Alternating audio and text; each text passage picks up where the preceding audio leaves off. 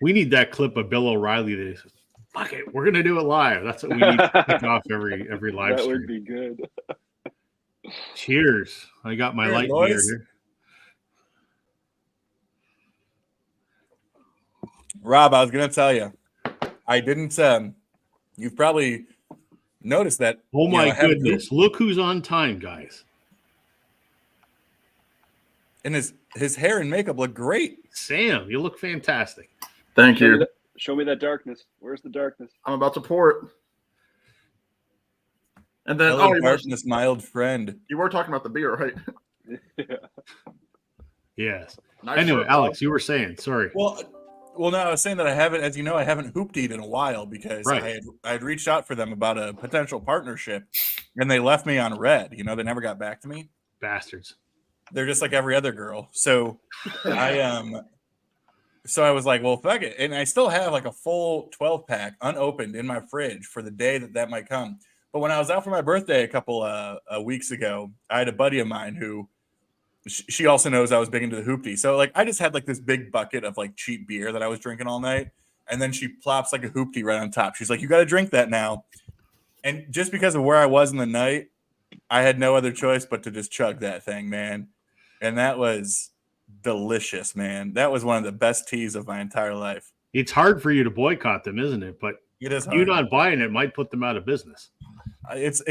My relationship with hoopty is like your relationship in Kid Rock. You know. There you go. Yeah, I get you.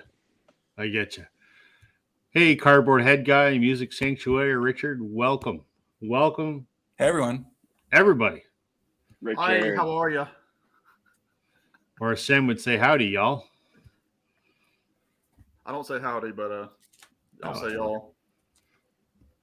But close enough. I wore this shirt not only for St. Paddy's Day, Sam, because of you. But for St. John. Yeah. Right. No, I said I like it, but then you were saying, Alex, finish your story. So I did give you a compliment on it. Oh, sorry, man. It's funny. I have like that logo I have on I bought the mug on that tour. And what's funny, fun fact for all you kids out there, that mug is what I use to prop my phone up when I record videos. That's why they look so good. Okay, Must be. Sir. Alex, I bought the one that's got all the cities and the dates on the back because I'm a sucker for concert T-shirts. Yeah, I need the T-shirt with the date on it. That's what's so funny. I was just at the most recent video I posted was a concert review sort of thing from a few days ago, and it was funny because I bought my thing is if it's an artist that I really like that I'm going to see live, for the most part, I will try to buy the record that they are touring for. Same here.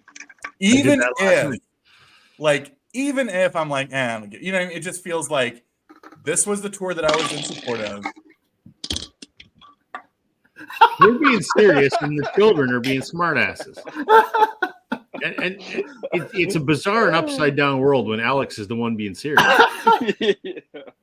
Continue, Alex. I'm listening to you because I agree with you. It's like your first time ever doing. Did you all pour it correctly, by the way? Like, did you pour it straight in? For the most part, that's the whole point of the nitro that you're sitting there shaking your little fucking maraca for. The point is that you pour it directly straight up, and neither of you did that because you're clowns. Because you're fucking clowns. Anyway, the point is I want to buy the record that they're touring in support of. But so I just recently posted a video. Pat Metheny saw him this past Saturday, and so I bought the record. But here's the thing. Brand new record was $30. Signed record was $50. Right. I'll take the signed. $20 for a signed record, great. A T-shirt was $45. You're Richard. So I'm like, I can totally justify an autographed vinyl record. But that T-shirt's not going to last. That T-shirt, it's made out of the cheapest. And I get it. Look, I'm the first one to say, like, the whole point of, like, merchandise, depending on the venue, not even depending on the venue, but like that is the best way to directly support a touring artist is through their merch, because they sell it for $45 and they might have $5 in it, but for the most part that is theirs.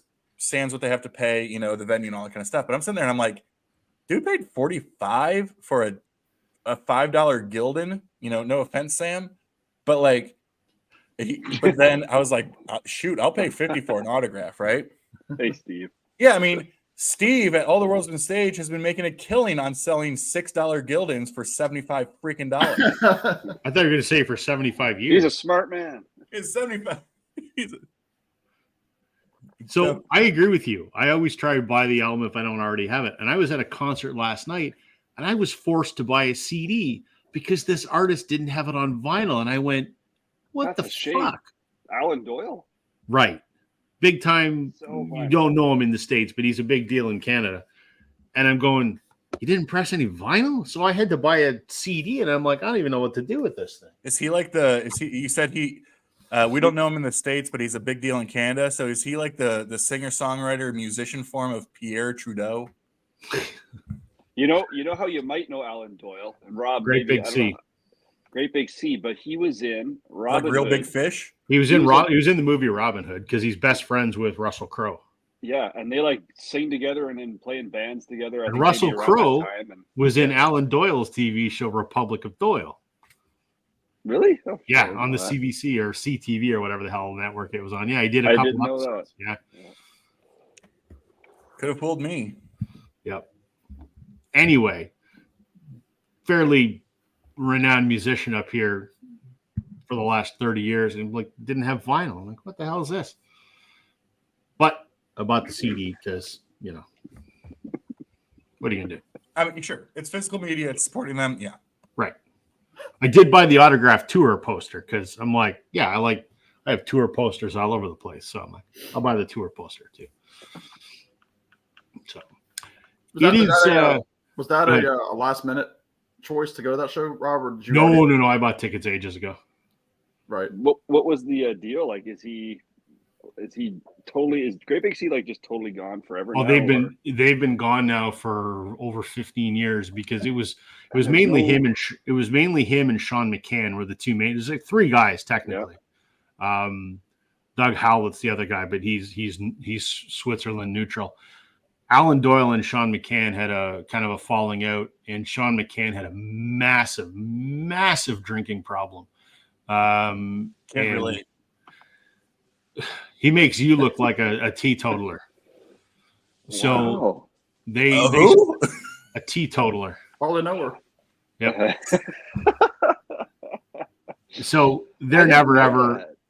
I don't know that they've ever been in the same room together in the last 15 years. So that's too bad. They made great music, man. Like when they first broke in the Canadian scene, like I don't know what it was like out west here when that happened, but on the East Coast, it was just like, holy shit! If you don't like Great Big C, then get the fuck out of my They house. were huge here in Ontario. I'm going to show their first record tonight. So Nice. Yeah. For those that don't give a shit what we're talking about, Jason and I, because we're geeking out on stuff no one else cares about. Tonight we're calling this St. Paddy's Spectacular because it's St. Paddy's Day coming up. Hence, I'm wearing green, and so is everyone else on the panel, especially Alex. So we're going to talk about all things Irish, green, and drinking. Oh, good. So, I can get Alex, some SOS. whiskey. Oh, Yeah. I'm gonna get some whiskey. so that's kind of what we're going to chat about. So kind of a broad potpourri of St. Paddy's things. Potpourri. That's a Mazzy thing. Mazzy Potpourri. Potpourri. Yep. Little potpourri. Do we want to jump into the potpourri now, or we want to shoot the shit some more? What do you guys I want? want to Just shoot jump some. in, man. No. Let's shoot. Okay. What kind of shit do we want to shoot? No, I'll go first. let's show some records, damn it. I'm gonna go first because I know Alex is gonna show something by this artist, so I want to show it before he does. Yeah, let's just see if you pronounce his name correctly. Well, I don't have to. I can just say the name of the band. Fine. Okay.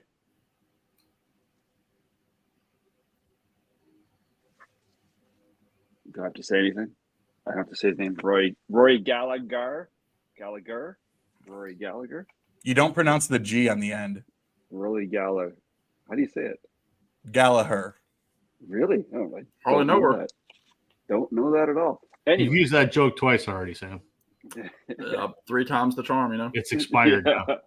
All right, what do we know about Taste? So this is Rory's like initial band. Rory went on. I hope Alex shows his solo projects after, because I still have yet to find any in decent shape. I see that Irish tour album. Alex, do you have that one? I'm sorry, the what?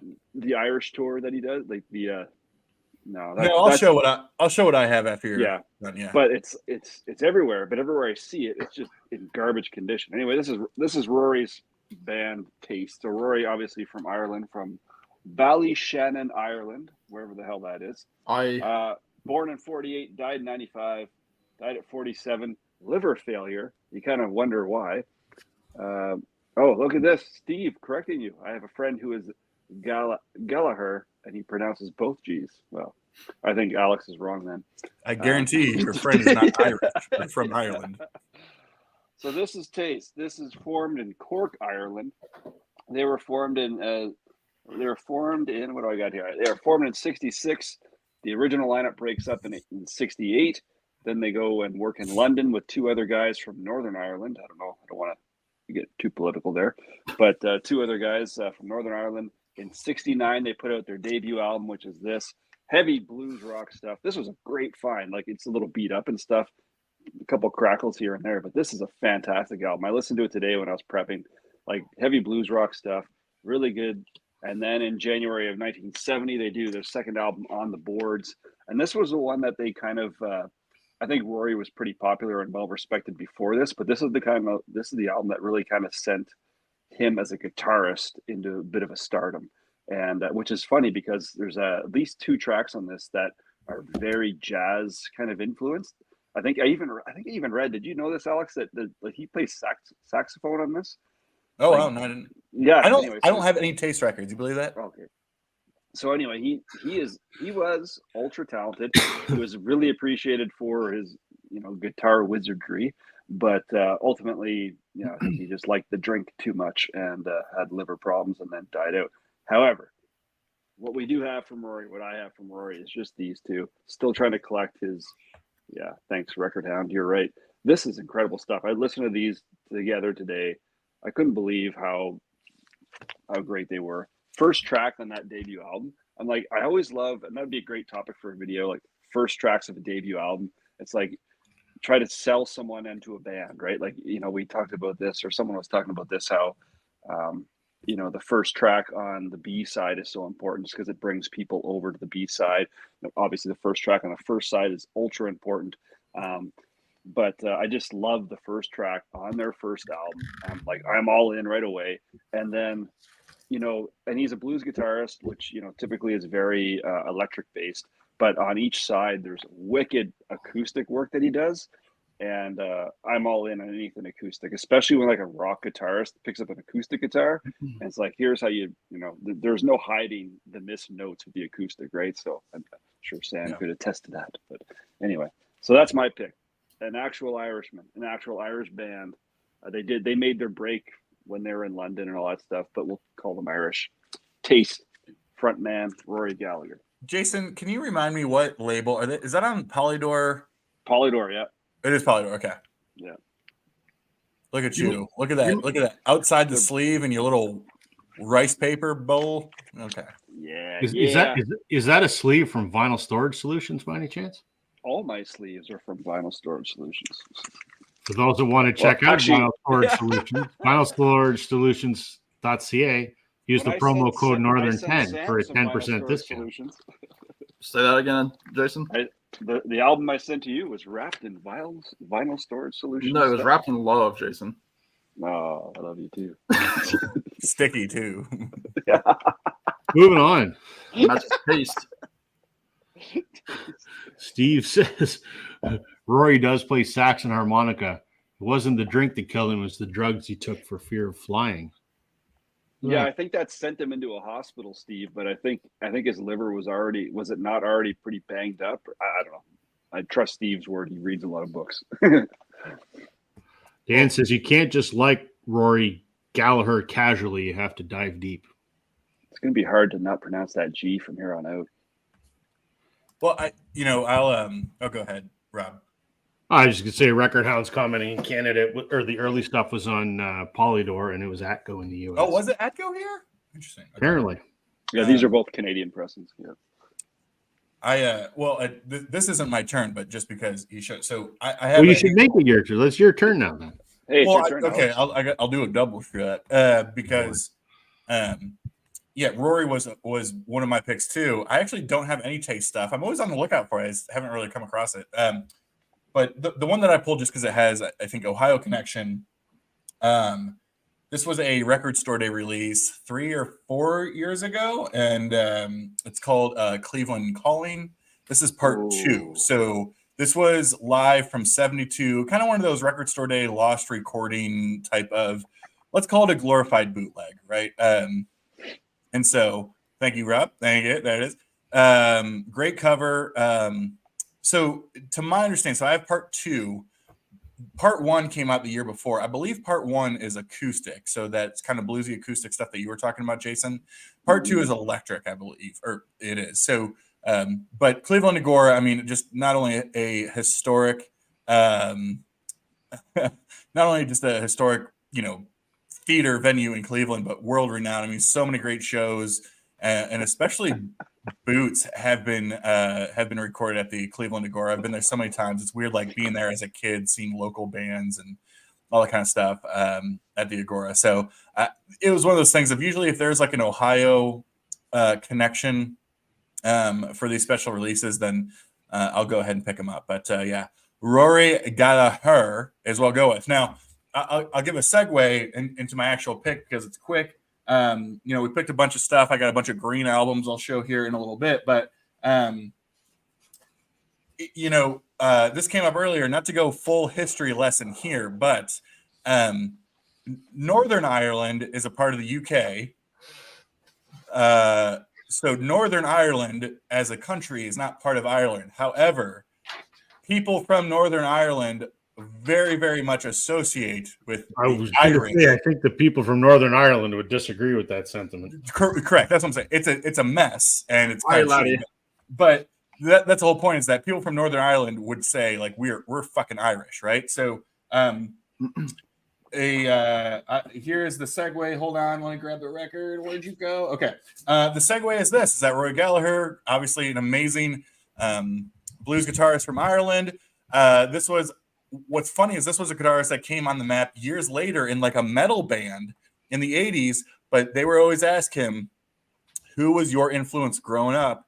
And his influence growing up was Roy Gallagher. He was like, that is my favorite guitarist of all time. That's who it is. So this was an individual who started in like an Irish or Northern Ireland like thrash band. He later joined one of the best singers of all time in his metal band. He later joined one of the biggest bands of all time, all the different things. But the person I'm going to highlight here is Vivian Campbell. And the major debut here was Holy Diver from Dio. And so Vivian Campbell, who's been a member of Def Leppard now since 1991 or 92, so over 30 years now, started in a band, Sweet Savage, out of Northern Ireland. They were like a thrash band, but this was his first real release. Fully, this is 1983, so this is Dio, fresh off of his Black Sabbath era. And what's interesting here is that you have Ronnie James Dio, who was in his late 30s at the time, because remember, he had been in the game since Elf in the early 70s. But at the time, Vivian Campbell was like barely 20. And so that is what I think was the source of a lot of the conflict that was going on. But this record, man, I mean, the three that Vivian's on are just fire, but this record is just absolutely incredible. Of course, tacky 80s metal cover art here. I mean, that's dope. But I'm going to give a highlight to Vivian Campbell, and he always said his favorite guitarist ever growing up. Biggest influence ever was Rory Gallagher. And so I'm going to highlight this Dio record, but specifically Vivian Campbell as a guitarist. One of my favorites, just absolutely amazing. And, of course, for all the cool people out there, got that hot.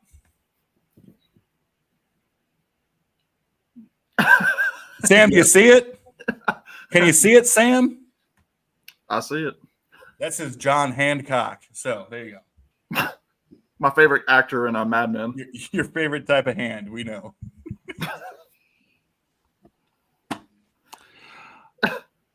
Yep. There Let me get caught up with a few comments on that note.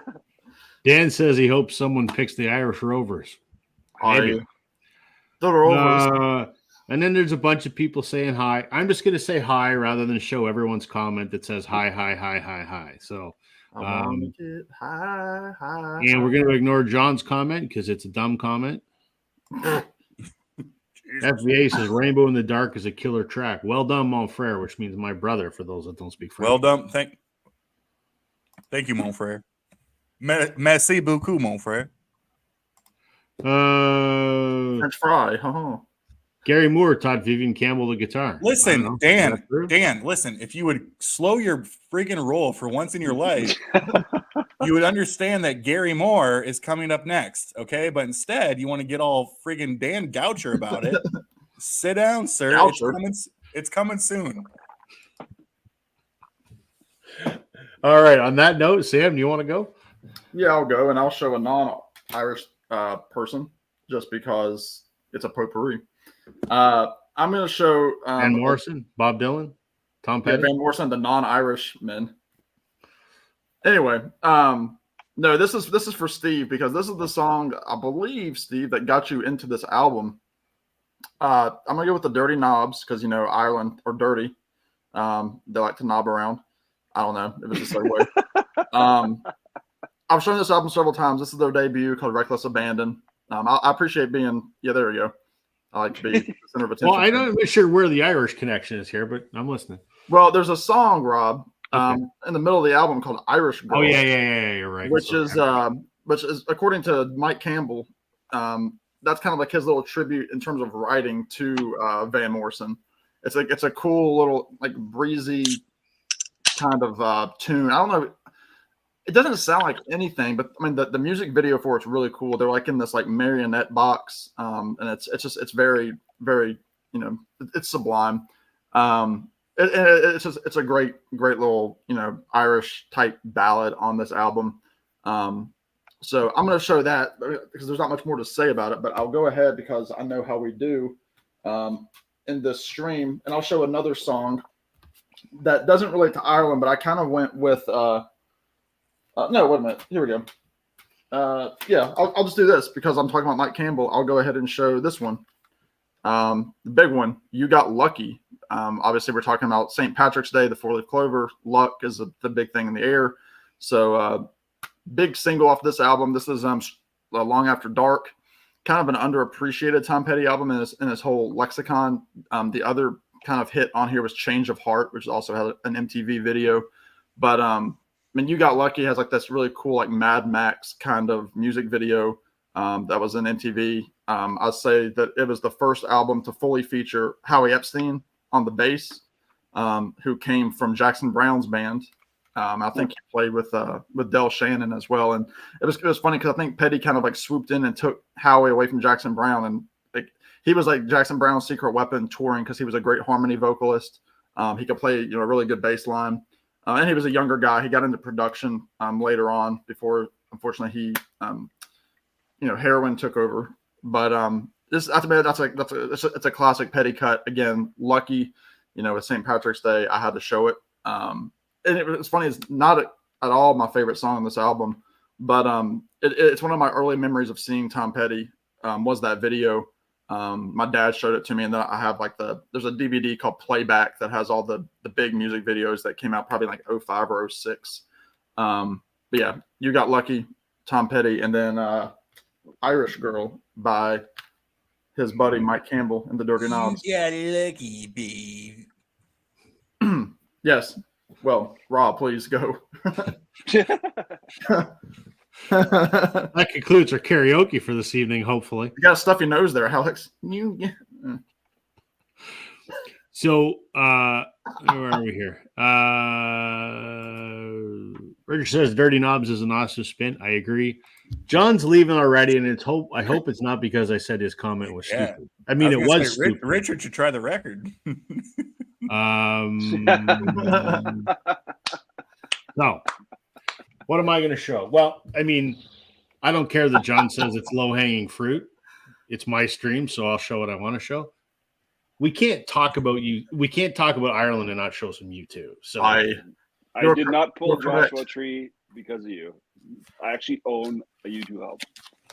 I mean, I own every U2 record, like I want every Oxon U2 Baby. record.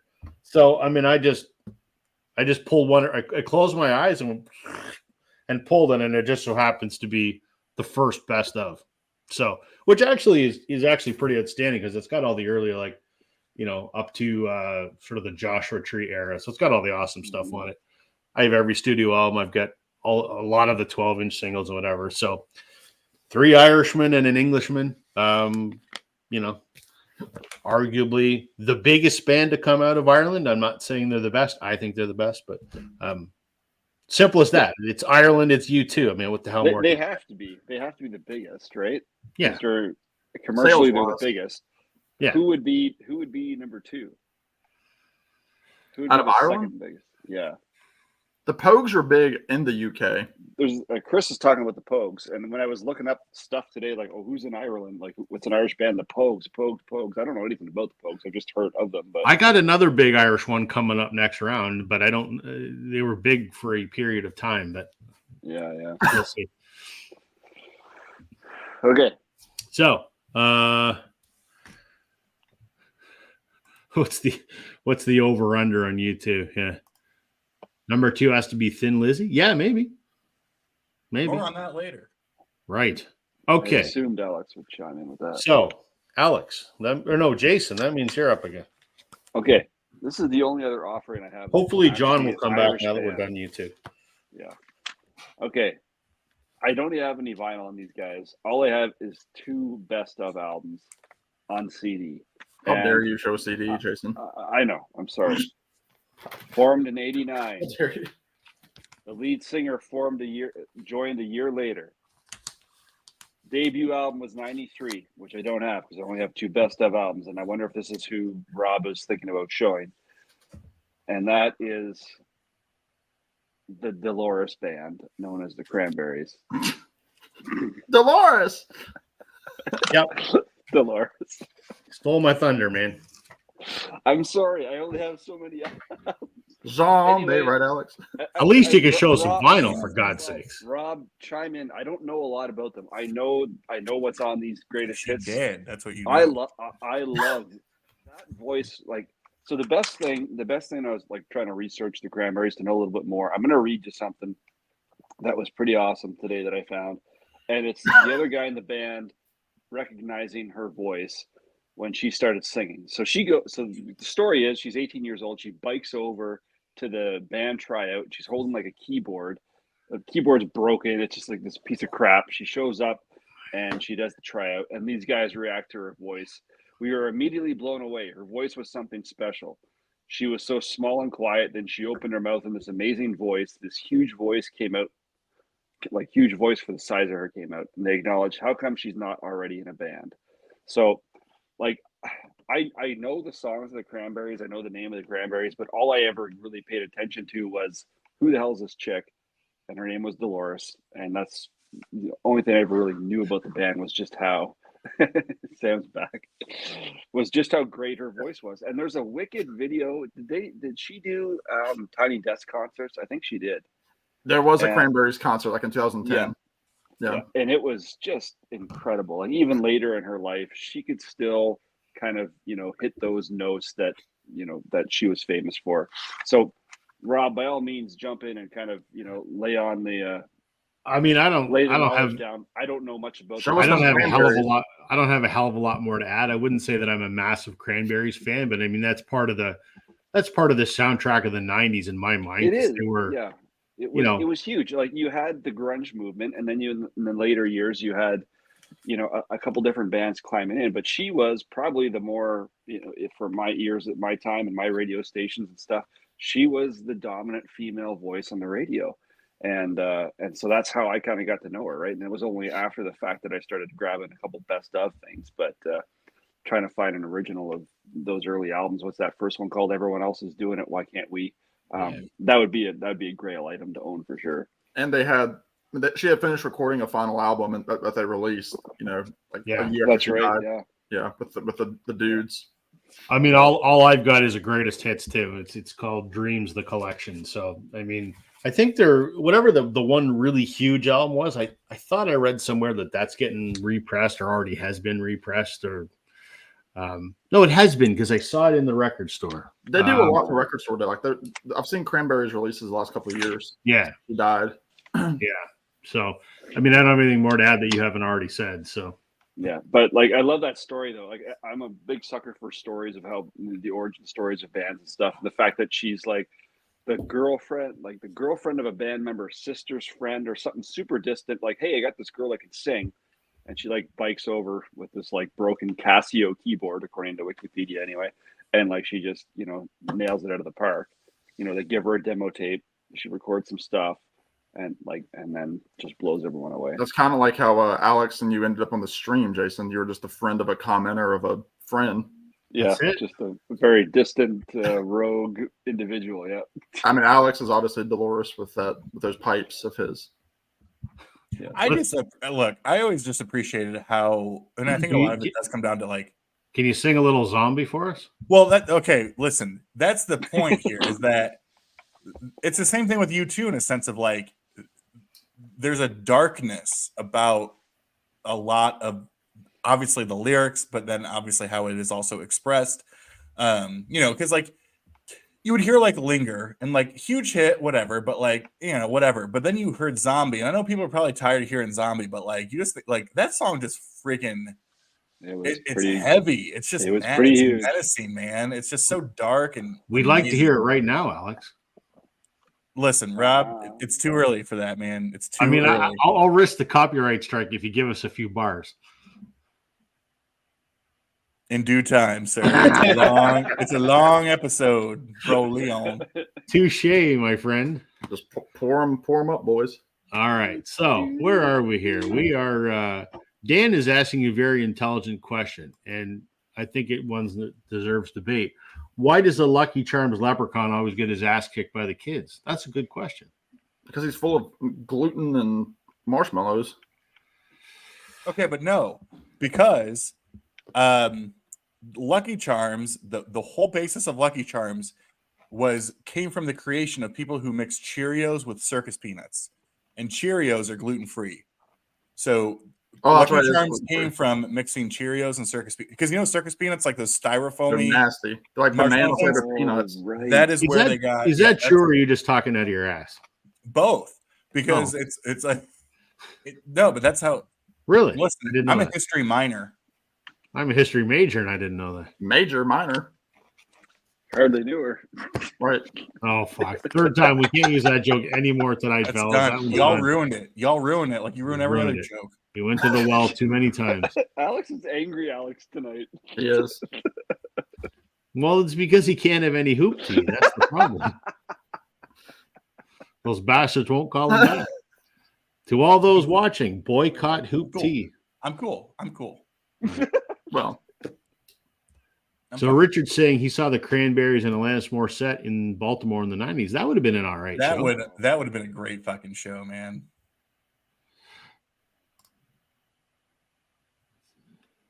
Look, it's a long show, Chris. We're getting there. Jesus, we go around the horn, man. There you go, Dan. Dan earned a lot of bonus points with that one.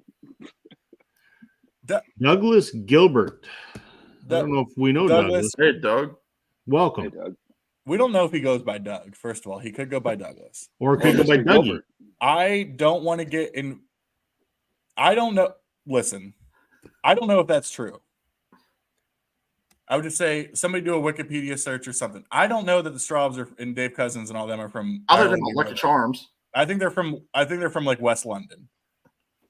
And I love the Straubs. So it's not just, I do like the Straubs, but somebody get on that and let us know in the comments because we're too lazy to Google it. I can't.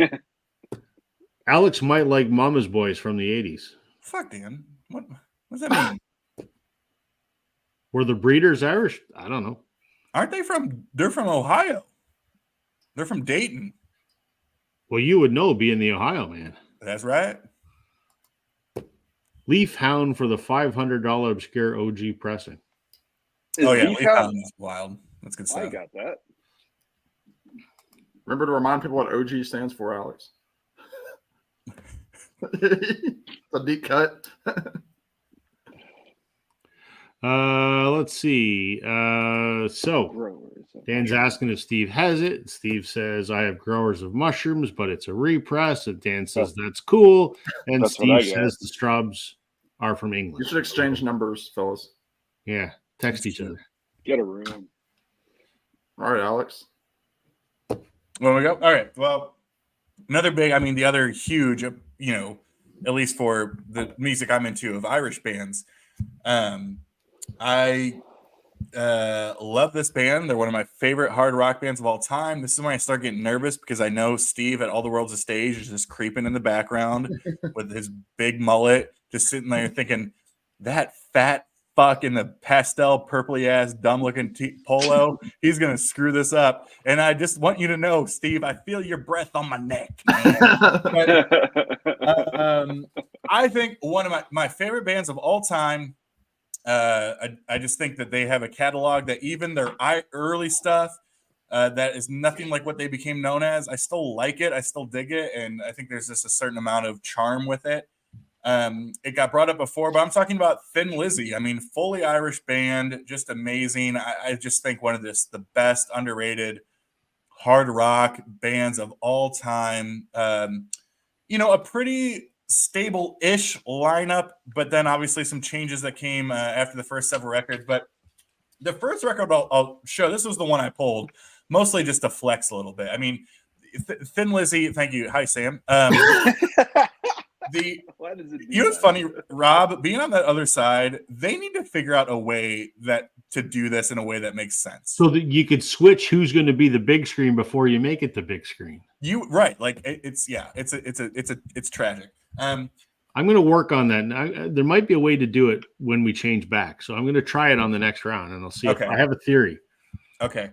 I pulled this record because it by no means reflects what their sound ended up. But this is kind of like one of those like vinyl flexes. I actually really like this record.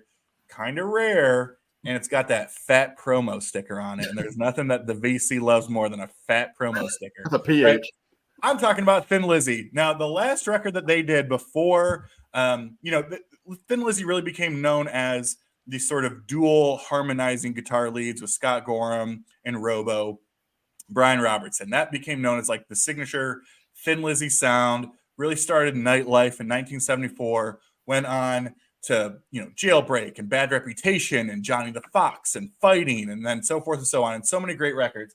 I pulled this again just simply for the flex. The last record that had their original guitarist when they were, I guess, more of like a trio is called Vagabonds of the Western World. And it's an absolutely wild album cover and all that kind of stuff. But so this is the record, Vagabonds of the Western World. Look at that cover, man. That's awesome. That's dope for, I think, 72, 73, something like that, or 74, whatever. Bob Ross, Robert Plant, and Joan Baez. Wow, you're fast. Is the black guy Bob Ross? Yeah.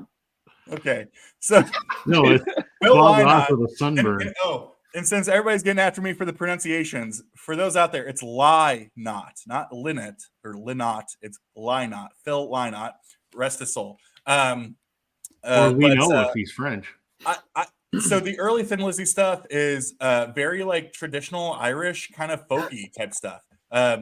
When they get to 74 and release Nightlife, and they have Scott Gorham, who apparently is from England, and then Brian Robertson, I guess, came in as well. They really instituted this whole dual lead guitar harmony thing and became like a great proto hard rock band in all the ways. But this is the last one they did with Eric Bell on guitar. I really like this record. And again, it's got that, you're not a cool vinyl guy unless you got that fat thing going on. So, I actually really like this record as well.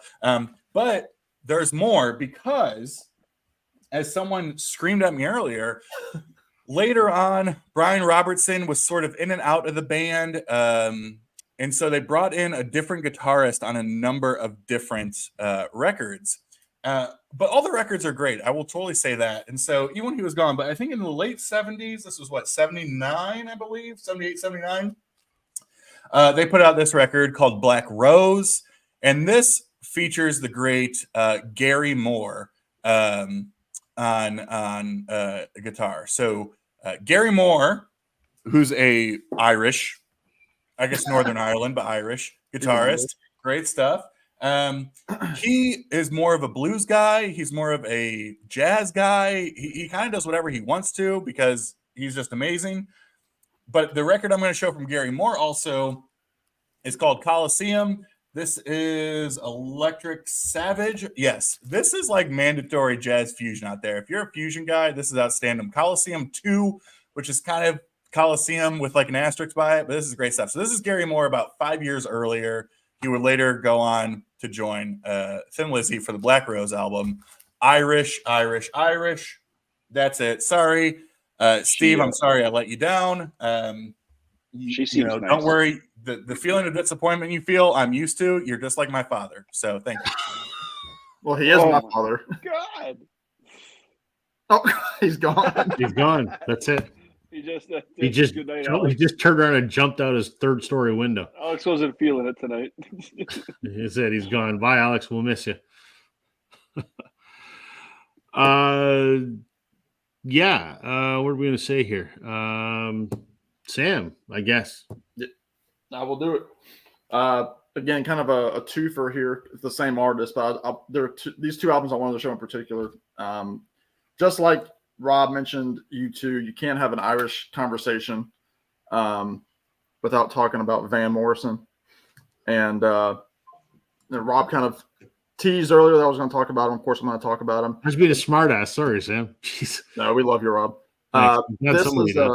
This is his most Irish album because the backing band on this album are the Chieftains, who are one of those traditional folk.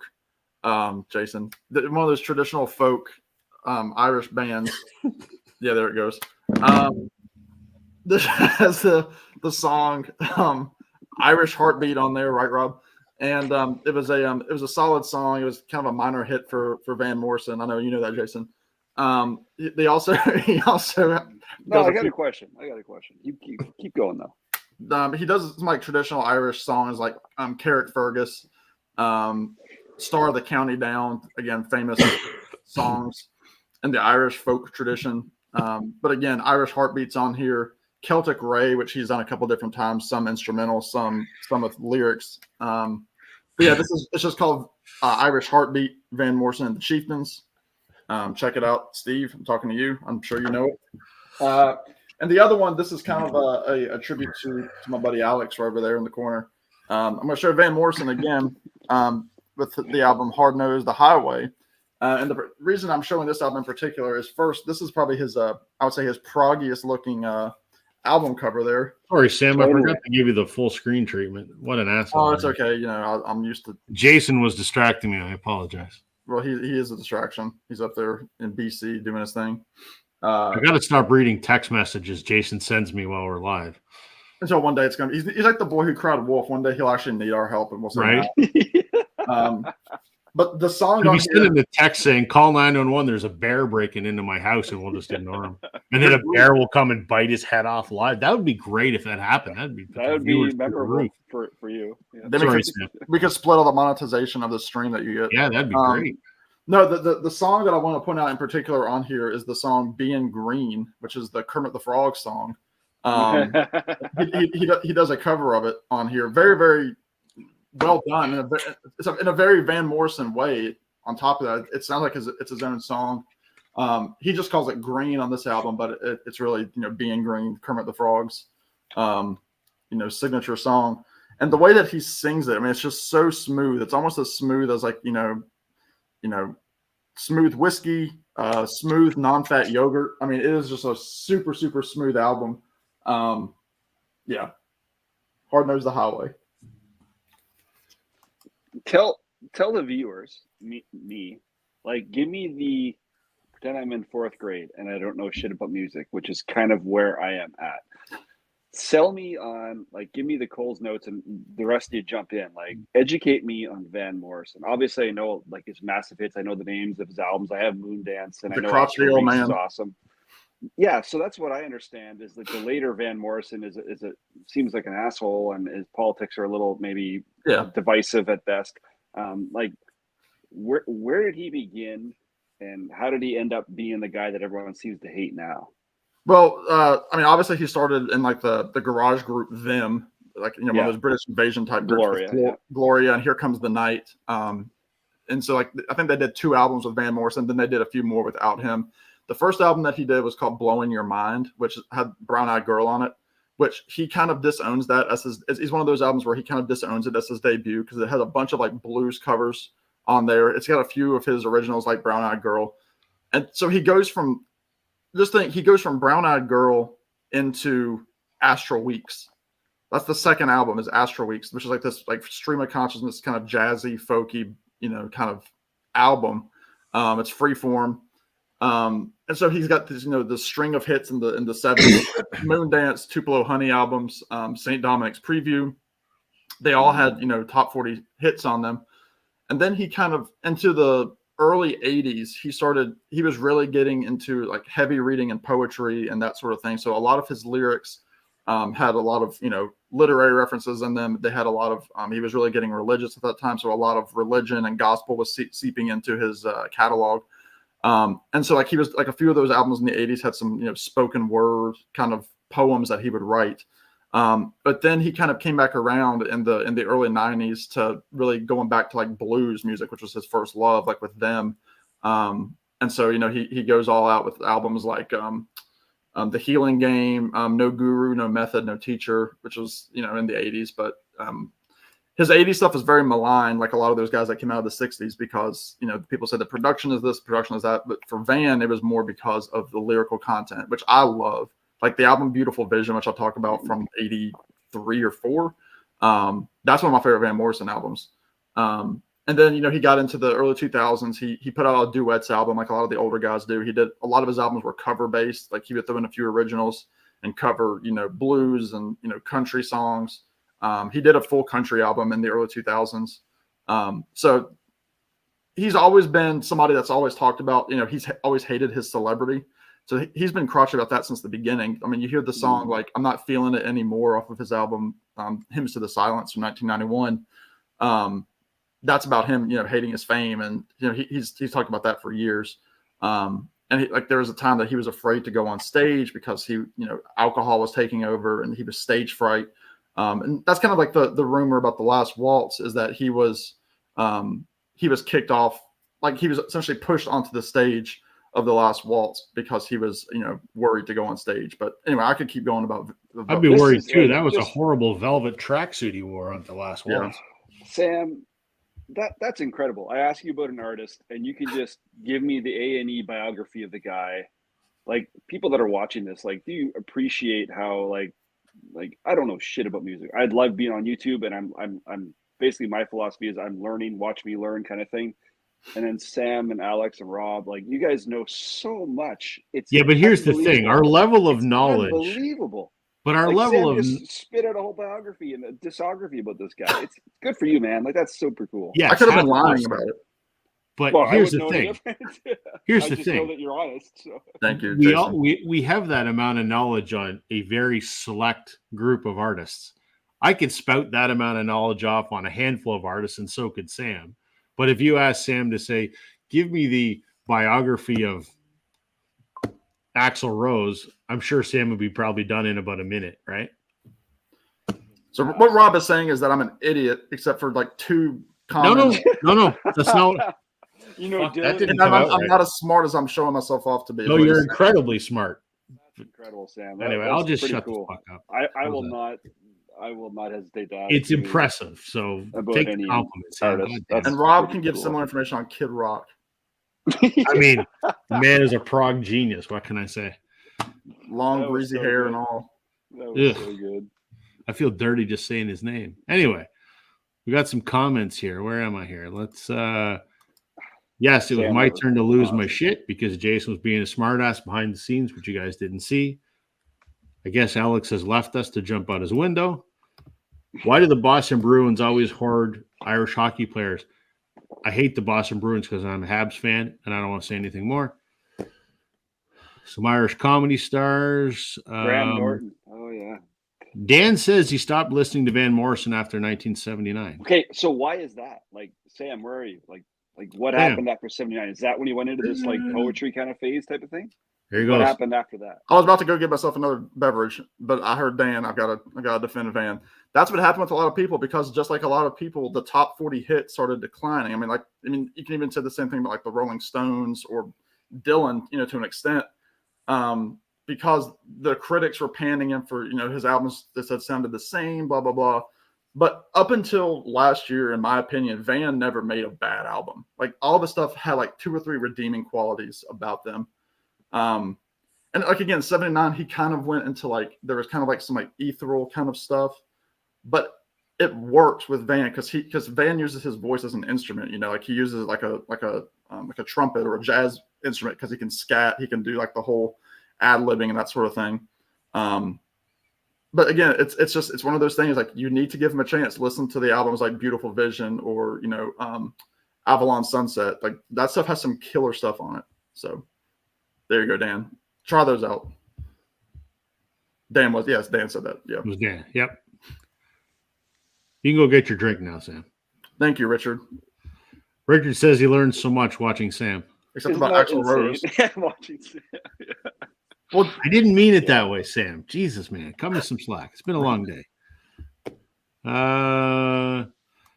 Here Comes the Night was covered by Streetheart. I didn't know that. Streetheart. Why do I know that, Rob? They are a Canadian band from, I think they're Yes. from BC.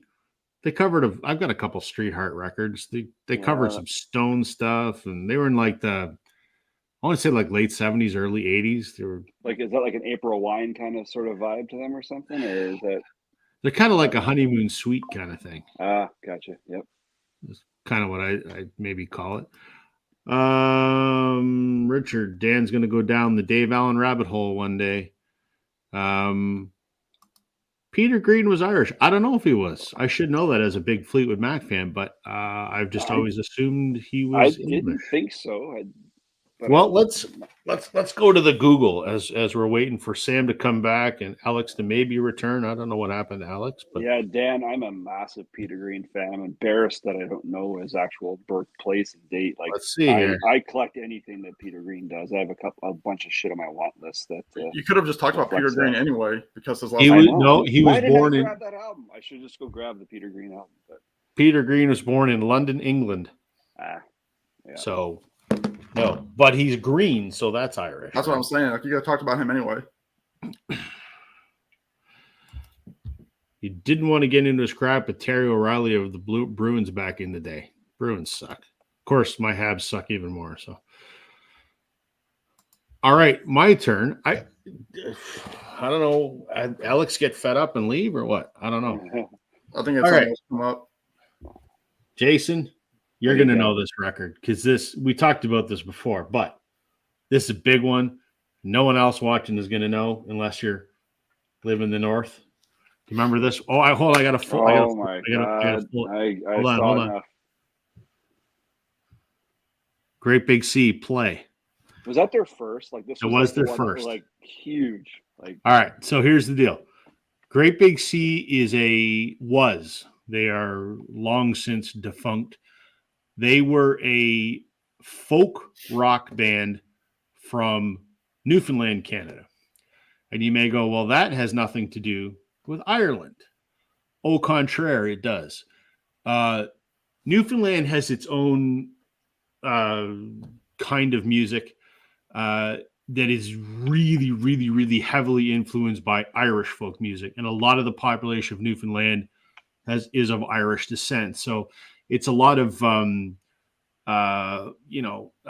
fiddle and mandolin and, that kind of some of those stranger stringed instruments and, sea shanty type songs. And, the culture there is very fishing and maritime and that kind of thing. And so their music is very, very heavily Irish influenced. So these guys, here's the 4 of them there on the back.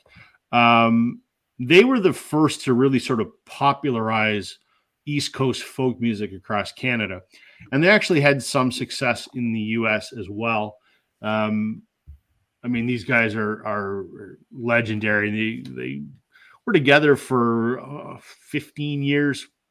And then the two principal singer-songwriters split ways. And I actually saw one of them in concert last night for the 10th time. But I'm showing this for two reasons. Number one, because Great Big Sea in general has a lot of Irish influenced songs, and they even actually do sing some Irish folk songs as well. But on this album, which was their debut called Play, which in Canada was a monster record. I know Jason would agree that Much Music, which is like our MTV, you could not watch Much Music back in the day for more than an hour without seeing a Great Big Sea video. You know what that phase was like? That phase when they came out was kind of like when, remember, Sam, you probably remember this, but like, remember when big band music became a big thing, like the Brian Setzer Orchestra and things like that? It was just like this different flavor of music that arrived in the scene, and everyone, it was like there was a vacuum and someone needed something that sounded different. This band comes in, it's like, cool. All of a sudden, like, the music, and I grew up in the Maritimes, like I'm a just outside of Halifax kind of guy, and that was the music that was playing in the pubs, like before Great Big Sea was Great Big Sea. That's all Maritime bands played, was stuff like that. Like I remember, no one's gonna know this in the Peanut Gallery, but like there's this bar in Halifax called the Lower Deck, and the Lower Deck, I've heard of it. There was a cover band that I think is still around, that still plays there probably, called Signal Hill, which is a reference to a place in Newfoundland. And that is the music that basically Great Big Sea made famous, was just this maritime, you got your mandolin, your guitar, very acoustic driven, and just really happy time, slamming glasses of beer on the table. And, and I guess proudly derivative of Ireland and Scotland and places like that. Yep. Lord, Thunder, and Jesus. Oh, there you go. Thanks, man. I got you. Jason and I know exactly what that means, for sure. Anyway, so I have a massive nostalgia hit when I see that cover. I don't even own that. My buddy had that CD. It was always playing. And if anyone that's not from the East Coast of the Maritimes, like that is the vibe that people love about that area. People travel there, for various reasons, but when they go to like a pub or a bar, and I'm saying that in a very, I'm sure, East Coast accent, I always get called on that, a very bar.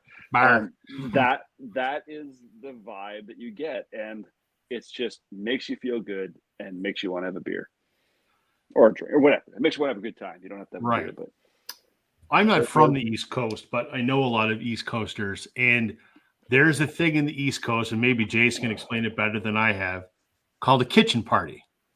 Yeah.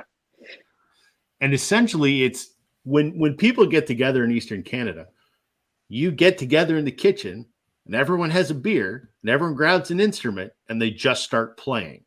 And that's kind of what these guys did, but they popularized it and recorded albums. They commercialized a really good vibe. And they didn't do it in a negative. It's not a negative. No, it's like, you did a great job. And it was very authentic and very real. And it's too bad I didn't know that they had that falling. It sounds like some of the folky, like when the folk revival happened, like in the 2000s, like with Mumford and Sons, like groups like Edward Sharpe and the Magnetic Zeros. This was about 8 years before. Yes. But yes. So like 12 people in the band, they get together, they're all just playing. None of them are great on their instruments, but they're just playing. So the Mumford and Sons vibe, that's it's cool you said that, because when I first heard Mumford and Sons, I thought this is very, I don't think I thought of the term kitchen party, but I thought it felt very rootsy, folky, but more East Coast kind of folky or whatever. It doesn't matter. It's beautiful stuff, and it's just people having a great time with their instruments. Stuff. So and also with musical instruments. So to finish out my story, one of they had a falling out and went separate ways, and the one main guy, Alan Doyle, has continued to tour ever since. And I actually saw him last night.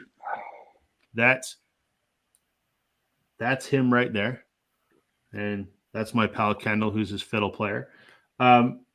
They played at a venue in the next town over for me. Seats 2,500 people.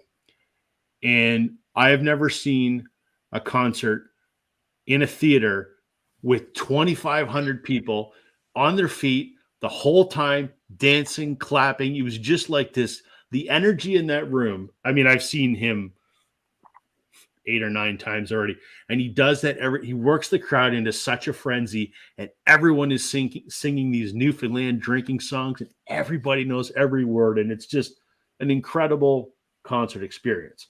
So I'm showing this partly for that reason, but also there's a song on here in particular, which I know Jason will know, The Night Pat Murphy Died. So that is it's a Newfoundland folk song, and I did a little bit of research on this because I wanted to make sure that I sort of had my facts straight.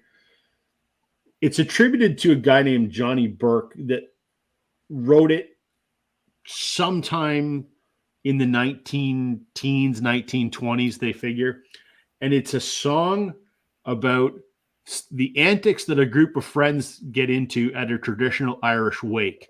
So the main character, Paddy Murphy, dies, and they have his funeral, and all of his friends who are tasked with essentially getting, like they're pallbearers, and they're tasked with getting the casket from the, funeral home to the church to the graveyard, make a lot of stops along the way and get absolutely shit-faced and forget the corpse, and it just oh yeah.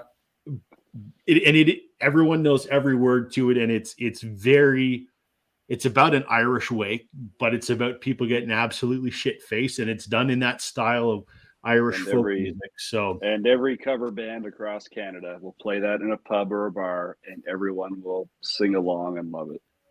Yep. It was the line, every drink in the place was full the night Pat Murphy died. It's a hell of a cool song. So there we go. Let me get caught up on some comments. Now it's only me and Sam. Where the hell is everybody going?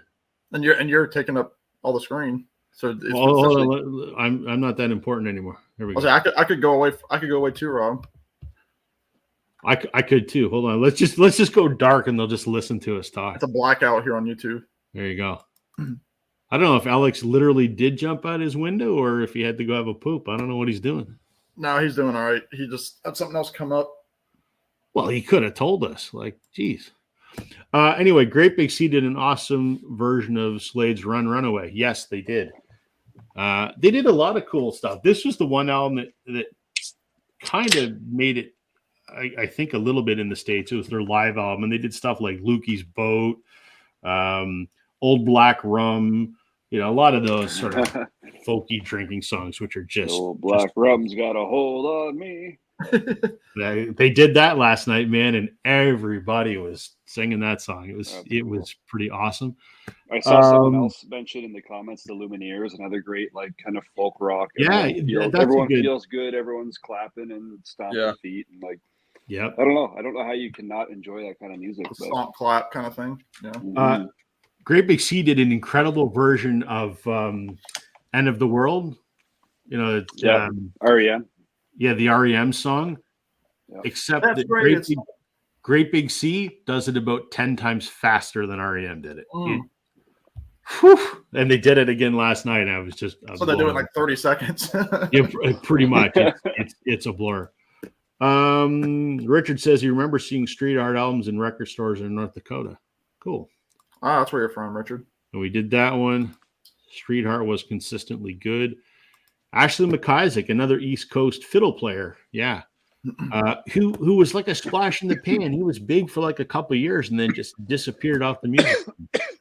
Settle down, Jason.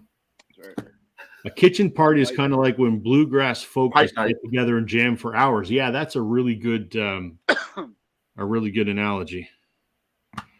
Lumineers, yeah. Another awesome Newfoundland band was the Fables, mixed Celtic taste with a heartbeat. I called it Newfie Boogie. I'd be into that. That's cool. Yeah, that sounds really good. Alex is getting lathered, apparently. Nobody wants to see him in the shower. So I guess, Jason, I guess you're up then, man. Yeah, so I've concluded my offerings for what's actually Irish music or Ireland bands. So now I'm just going with things that are green or whatever. Fuck, here you go. The Clash. Okay, I have an album that's green. How the fuck is that green? It's in the UK area. There's green on it. And when I think of my green albums, this is the first one that comes to mind.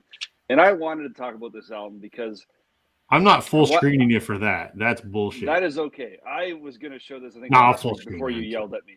No, I don't want to. There you go. London, 1976. This is a band, and I'm throwing back to last Wednesday's chat a bit here, that I never thought I'd get into. This is a band that I remember in university. I had a really cool professor that was like really into music, especially the blues, and he kind of, guided me a little bit in that journey. And he lent me this CD, and he lent me London Calling, and which are obviously the massive hits from this band. This is their debut album. There is nothing wrong with this album. I will put this album on only if I'm in like a good mood. Very political, very topical. I just love the fact that, and I guess this goes with any band, right? When you're young and you start a band and you make it, it's always such a great. I got another example of that here too, but like it's just the guys are so in tune with what's going on politically, and nothing to do with Ireland. Sorry, but anyway.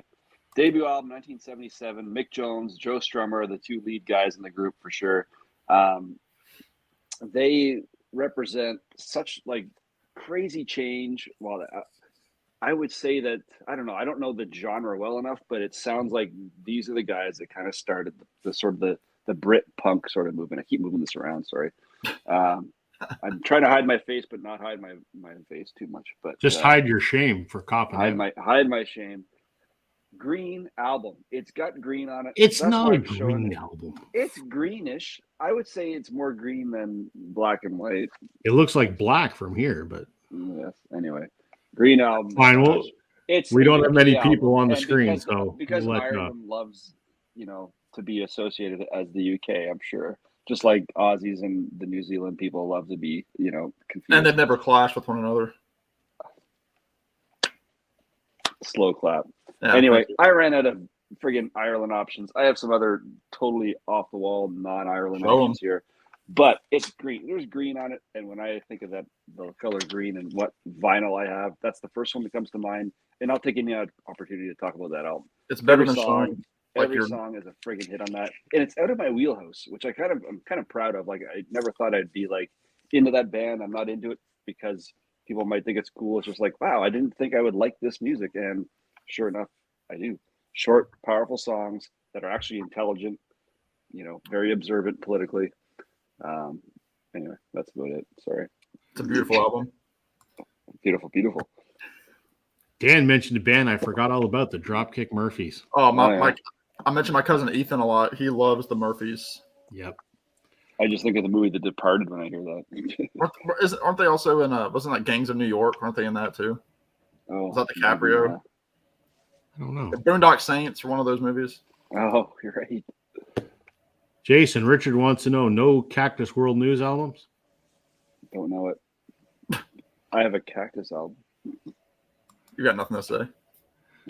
Dan mentioned the Rankin Family, another East Coast Canadian sort of folk band. And as I mentioned to Dan, my uncle was a cousin of the Rankin.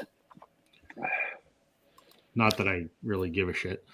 Flogging Molly. Oh, wow. Yes. Trevor, nice job. Good band and great name as far as I'm concerned. Though the entire band isn't Irish, the singer guitarist is. Yep. And I'm all for that. That works. Two Irish bands that are extremely good, the Murder Capital in Fontaine, DC. I don't know either of those. Do you guys know them? I've heard of Fontaine's. But I will I'll make a note of that. Jason's giving himself some homework. Yep. Thanks, Richard. I'll check that out. All right, Sam, you got something? Yeah, I kind of did this for you, Rob, because I know that you've been toying with getting into this. Well, you have started getting into this artist. I know I've mentioned this album to you a few times. I don't know if you've purchased it yet, but I'm gonna go with this album right here. Hey. I don't have it physically, but I have it digitally. Okay, so this album is very influential. So this album came out after he did the Pete Seeger sessions. Okay, so he was very influenced with like. Let me full screen in there. He did like a Pete Seeger like traditional folk cover album, but it was kind of in that style that we were talking about earlier, like everybody gathering around playing banjos and mandolins and things. So this album is very much influenced by like the Celtic stuff that was inspiring, Woody Guthrie, Pete Seeger. Specifically, there are 2 songs on here. One is called "Death to My Hometown," which is very much this like kind of song. It's like "Death to my hometown, boys, death to my." It's just really, really, it's good stuff. It sounds just like that. And this is where we need Alex to sing karaoke. Right. I know Alex knows these deep cut Bruce Springsteen tracks from 2010, 2012. But this version has the bonus cut on it. The very last song is called American Land, which is kind of about like the American dream not being what it used to be. Essentially like, the pull yourself up by your bootstraps mentality is no longer there. But it's one of those things like, talking about, like the rivers, like the faucets are filled with beer or whiskey. And, it's just a really, really, folky Irish kind of drinking song. Let me see. There's it's like there's diamonds in the sidewalk, the gutters lined in song. Dear, I hear that beer flows through the faucets all night long. There's treasure for the taking for any hardworking man who will make his home in the American land. But it's very much like this, like like a bunch of like dudes singing background, like this deep baritone kind of singing. But the whole album has like hints of the folk style, like accordion that sounds like bagpipes sometimes, flutes. Just like that heavy Irish kind of folk influence. So I'm going to go with Wrecking Ball, but specifically Death to My Hometown and American Land. But yeah, this is I'm going to listen to this album tomorrow. I think I haven't heard it in a long time. Is that available on vinyl? Yeah. If it is, I mean, again, it was 2012, so it's hard to say. Yeah. This is so it's like, it's not a standard. This isn't a standard size CD. I mean, you can see it's one of those like, it's tall and it's not quite as wide on the back. It's just, so it's really, really weird on my shelf, but great record.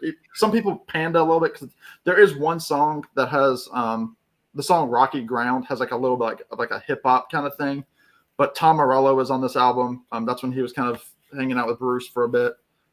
It is on vinyl. Discogs says it is available. And this was the last album that came out. The last album that was recorded during Clarence Clemens' lifetime, the saxophone player. So these are some of his last sessions. Even though it's technically a Springsteen album, it's not an E Street album. They're all on it at various times. Of course, yeah. So I've listened to it I think twice, and I like it. There's so much Bruce to get into. It's taking me a while to swim through that. That's a rocking album. That's got some great cuts on it. All right, good. It's hard to figure out with him. Like I jumped in at Nebraska, and then I was like, so I came in as like the darker side of him and the singer songwriter side of him. I love Nebraska, and I'm still dying to find that on vinyl. Yeah, I got a copy. I love having it. It was a grail for me. Probably one of the best scores ever made. But then there's a whole E Street side, and there's so much there. But I have that in Darkness, Edge of Town, and pretty happy with those. Yeah. Okay, hold on. I got to pull this to address that comment. Okay, here we go. U2's Under a Blood Red Sky. Oh, man. I'm surprised. So I can't believe that Rob only pulled the one U2 album. I can't. Why? You should have did like every album. Do you want me to show 40 U2 records and then no one will watch? 40? I probably have 40 U2 records, yeah. They haven't put out that many albums, Jason. That's just Rob being a collector, completist. That's me having being a nut vinyl collector like the rest of us. Yeah, me having a bunch of 12-inch singles, some of the fan club releases, a couple box sets. I'll tell you what Rob and I want Rob is obviously the mega U2 guy, but like I'll tell you what we both want. We both want an Edge solo album. That's what we want. Yes, we do. Very much. So to this comment, on Record Store Day, they put out the anniversary edition of Under a Blood Red Sky. It's a great cover. Under a Blood Red Sky is phenomenal. It's fantastic. What they did, they made it a gatefold, and they pressed it on cool red vinyl. It's awesome. That is so not green. I'm not going to put you full screen because that album is anything but green. Listen, I'm going to put myself full screen because I'm the captain of the ship. That's Sam. Okay. The captain. But it is Irish. So, but anyway, fuck it. There we go. So, but all they did was they remastered it and they improved the artwork slightly, made the title look a little less bargain basement kind of thing. and it says here is a great sounding album, surprisingly for a live album. Yes, but it's not really an album per se. It's 8 songs. I mean, it is an album, I guess. But Richard, and I agree with you 1,000%. I'm surprised it was not reissued as a double album. It should have been, because they recorded the whole concert, but they've only ever issued 8 of the songs. It would have been awesome for the anniversary. Like, it's an anniversary release that didn't give us anything different other than the fact that it had been remastered, which is fine. But if you're going to go through the trouble of an anniversary thing, put a little extra, stuff in there. Richard, that's a good idea. I might just do that. I've been thinking about doing a YouTube video. I'm surprised you haven't done that yet. Yeah, I know. I think maybe one of your bands. I think I might do that. So is that your number 2 after Blue Rodeo? The Beatles, but obviously Beatles first, then Blue Rodeo, then probably U2. Yeah, wow. Yeah, be up there, and then I think the band, kind of in that order, roughly. So yeah, I agree. I mean, I love that Under Blood Red Sky, but could have been so much better than what it actually was. Okay. Couple more comments here. Did anybody mention the Chieftains? No. I did indeed. You? Yeah, but people were laughing. Hold on, let me fool you here. Sam. Hold on. Were they? People were laughing. I won't mention their names, but they're the only 2 members still on the stream. I'm gonna go. Yeah, JWG, Van Morrison and the Chieftains, the Irish Heartbeat album. I talked about how great it is, and Rob and Jason fully agreed, and they love all the songs on here. Absolutely. Too. Yep. Yes. Listen, I can't help you that he's sending me funny text messages. So all Jason sends me is dark, dirgy messages about why he doesn't like me. Dan says the Rankin family gets a low rank in here. Yes, sir. I agree with you. Despite the fact that I'm distantly related to them. In fact, the uncle that is a cousin, I have never met him in person, even though he's my uncle, and he's now dead. So there you go. Wow. I'm just saying. So that, I mean, shit got dark. Hey.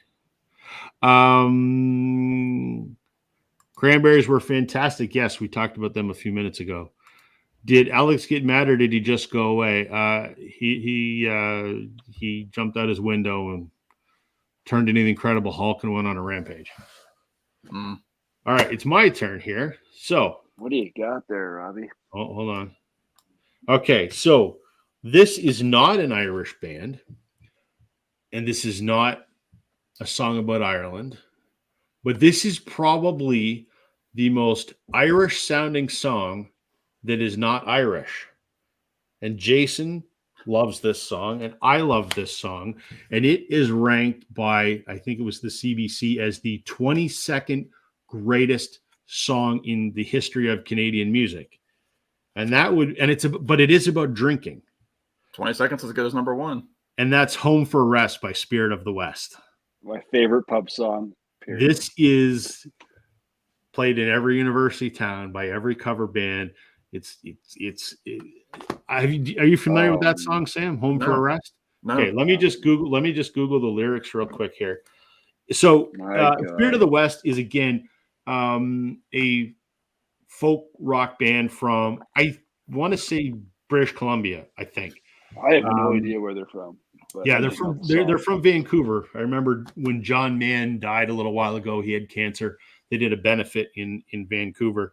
So they were big in the 90s, and they're still around, except that John Mann, the lead singer,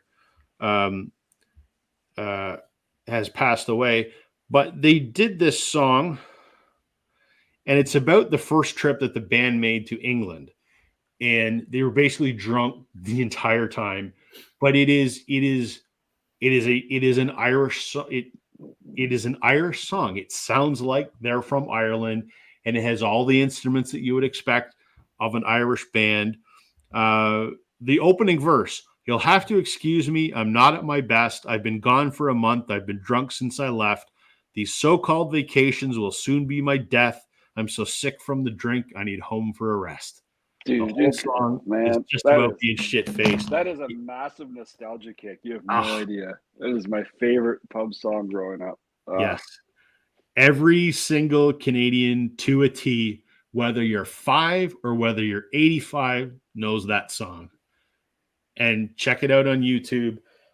It is the most Irish sounding song I've ever heard by a band that is not Irish, and it's not about Ireland, but it is about being shit-faced. So Yes, you go. I should have dug deeper into albums and songs that just related to drinking in general, but yes.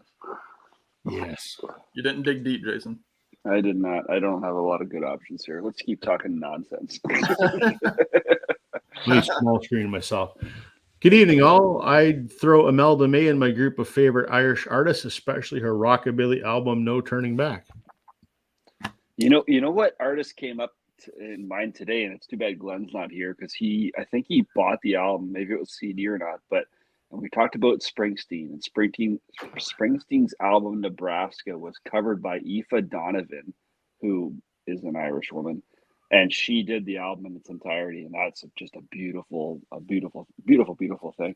And anyway, Aoife Donovan, and I'm pretty sure the album cover is the Nebraska cover, just has her name on it instead. But anyway.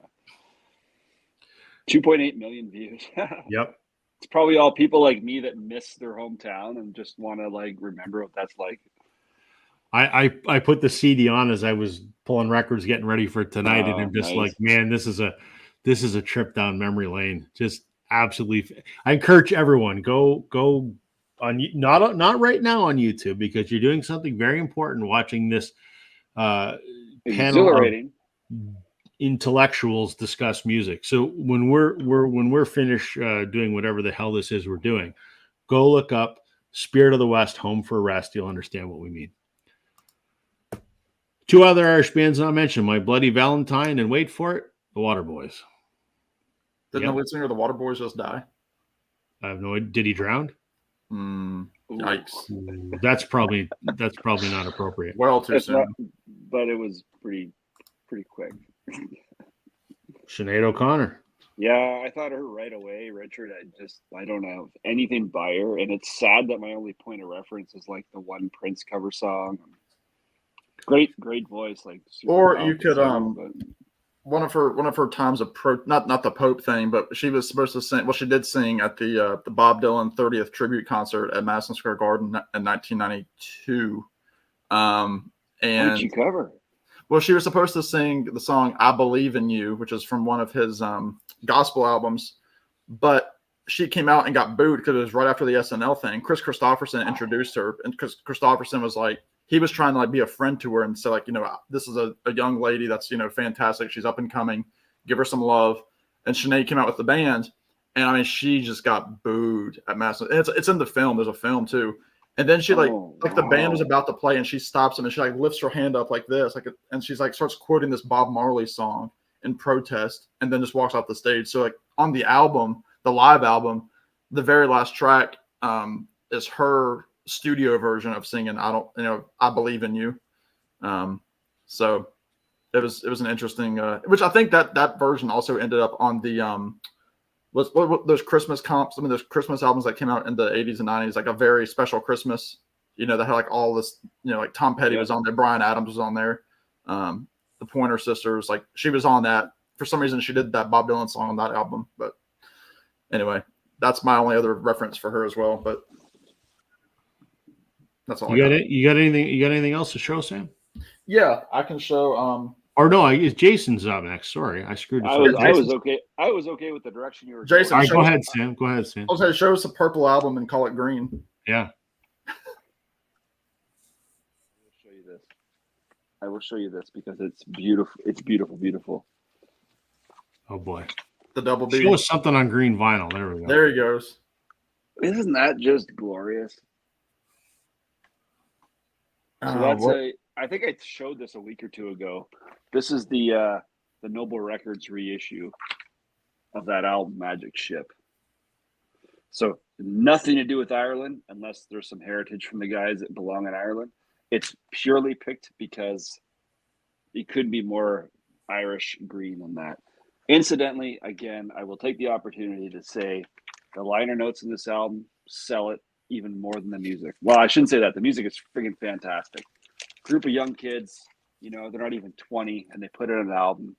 And this, it has to appeal to Rob on some level that the liner notes start by talking about the night the guy saw the Beatles and Ed Sullivan, goes to his buddy the next day, says, "Did you see that shit?" He's like, "Yep, let's start a band." And I'm sure there's tons of stories of that, but whatever. At the end of the day, it was a phenomenal read. The liner notes are not that long. I'm not going to read them now, obviously, but it's a friggin' masterpiece of an album for just teenagers putting an album together, putting it out there. And they put the album out, and they're starting to tour on the album, and they're like rehearsing, and they have this rehearsal space in, I think it's Brooklyn. They're from Brooklyn, New York. I'm pretty sure that's where they stayed the whole time. They do a rehearsal. They go out for a bite to eat. They come back, and the friggin' rehearsal space burns up in a fire. They lose everything, and that's the way the band ends. Wow, it's a hell of a story. Anyway, it's green, so that's why I'm showing it. But Noble Records exclusive, Magic Ship. This is a phenomenal early 70s hard rock kind of album, and they do a cover. It's all originals except for one, which is on first track side 2 is a cover of Down by the River and For What It's Worth. It's kind of blended together. So Ooh. a couple Neil Young references there. Anyway, beautiful, beautiful stuff. Hold that up again, the record, so we can see it. No, the record.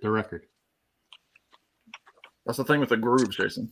On the other side. Other side, smart ass. Is that a Vinyl Storage Solutions inner sleeve? It is. Did you see the email that they're going to get rid of all the print, eh? No, I didn't.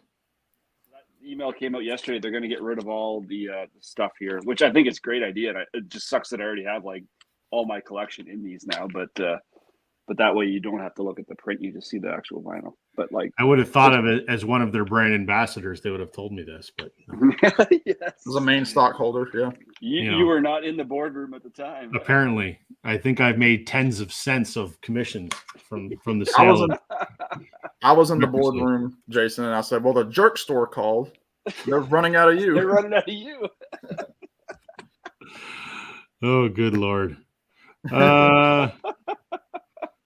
I'm going to try and keep this on track. I don't know where we are. We're somewhere over here, I think. Waterboys, are they considered Irish? Mike Scott was born in Scotland. Mike Scott is the Waterboys. And someone responded. Richard says, I looked up a list of Irish bands, and the Waterboys are on the list. And that's good enough for me. Yep. The Saw Doctors are a very Irish-sounding rock group. The Orange and Green is a great song by the Irish Rovers. Yeah, they mentioned the Irish Rovers earlier, and then the Clancy brothers. Are they Irish too, or is that a Scottish thing? But yeah, they're Irish. Yeah, and those are albums that you'll find in thrift stores all the friggin' time. Yeah. They're always beat to shit, so I never bring them home, but they are everywhere. Boomtown Rats. I'm surprised. I mean, Alex probably would have shown that if he was still here, I would imagine. This show was like finding a pot of gold at the end of the rainbow, or it's like watching a dumpster fire. I'm not really sure which. So the dumpsters are mostly green here in the States, so they are here too. So I think that's probably yeah. Well, shameless self-promotion, because I can tell you that YouTube pays me absolutely nothing. So if I can make 15 cents off of record sleeves, why not? It's more of a joke than anything else. The band Clover had a young Huey Lewis as the singer. No way. Didn't know that. That is news to me. DCM. I'm here all night, or at least for the next 30 minutes. So, comment of the night here. This is a dumpster fire at the end of the rainbow. Yes, sir, it is. I agree with you. All right, Sam, you're up now. I'll make you full screen here. I'm going to go ahead and show. I'll show just a couple of green records too. So this is no surprise for actually neither of these are a surprise. I'm gonna go, and my lighting's terrible, but right on. 5 Leaves Left by Nick Drake. His first record of 3. Maybe it'll come across better out of the sleeve. Pretty much, acoustic and like fully acoustic in nature. I know that Richard. No, who is it? No, it's not on this one. I was thinking about what's his name? Richard Thompson. Yep. Yeah, Richard Thompson's on here from Fairport Convention. Fantastic record. It's usually, I would say this is my favorite of his three. You have the song Time Has Told Me. Riverman is my favorite. Saturday Sun that closes it off. Just a really, really great record. I mean, I talk about it all the time. It has nothing to do with St. Patrick's Day other than the fact that it's green. But just a fantastic, again, an autumn listen. It's just one of those great records that sets a mood for me. But morning coffee, a rainy day outside, leaves falling. I absolutely love this record. I haven't listened to it yet. I haven't listened to it really since the fall. I've been thinking about going and dipping into some Nick Drake, but at the same time, I love saving these records for the fall. Yeah. But yeah, 5 weeks.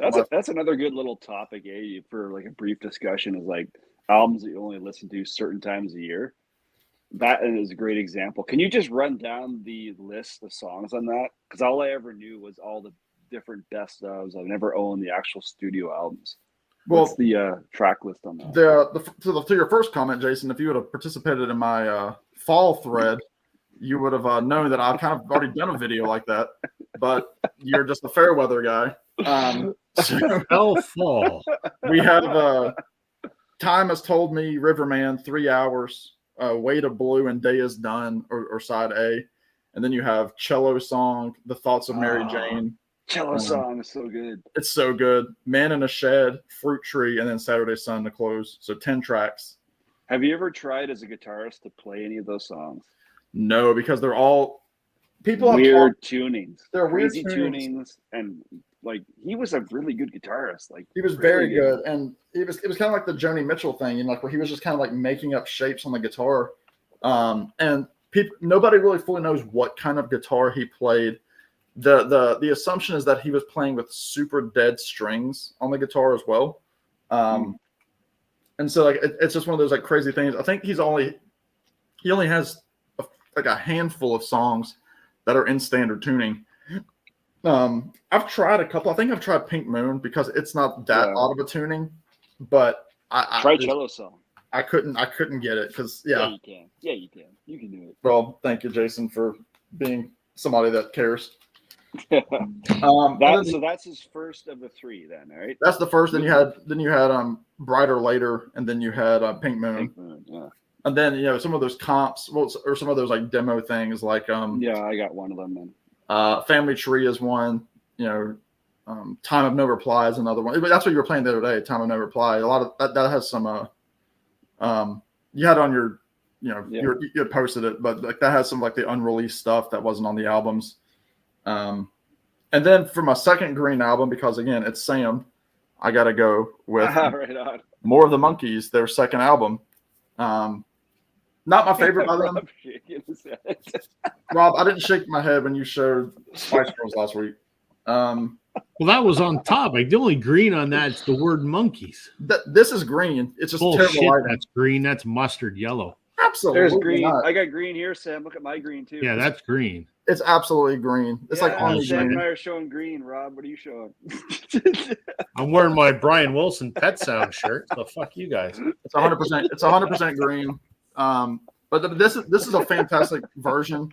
It's hard to find now. The Run Out Groove version. It's fantastic. It came with the bonus record of unreleased. Well, not unreleased, but like new to vinyl. And some of it's unreleased, but again, not my favorite Monkees album. Obviously, this is the one that they didn't know it was coming out. It came out like 4 months after the first album, and Mike Nesmith essentially punched a wall and told Don Kirshner, the producer, that could be his head, and punched a hole in the wall because this was a cover for a JCPenney ad, and actually Nesmith was superimposed right here. He was actually off to the side in this picture, and they put him into this picture.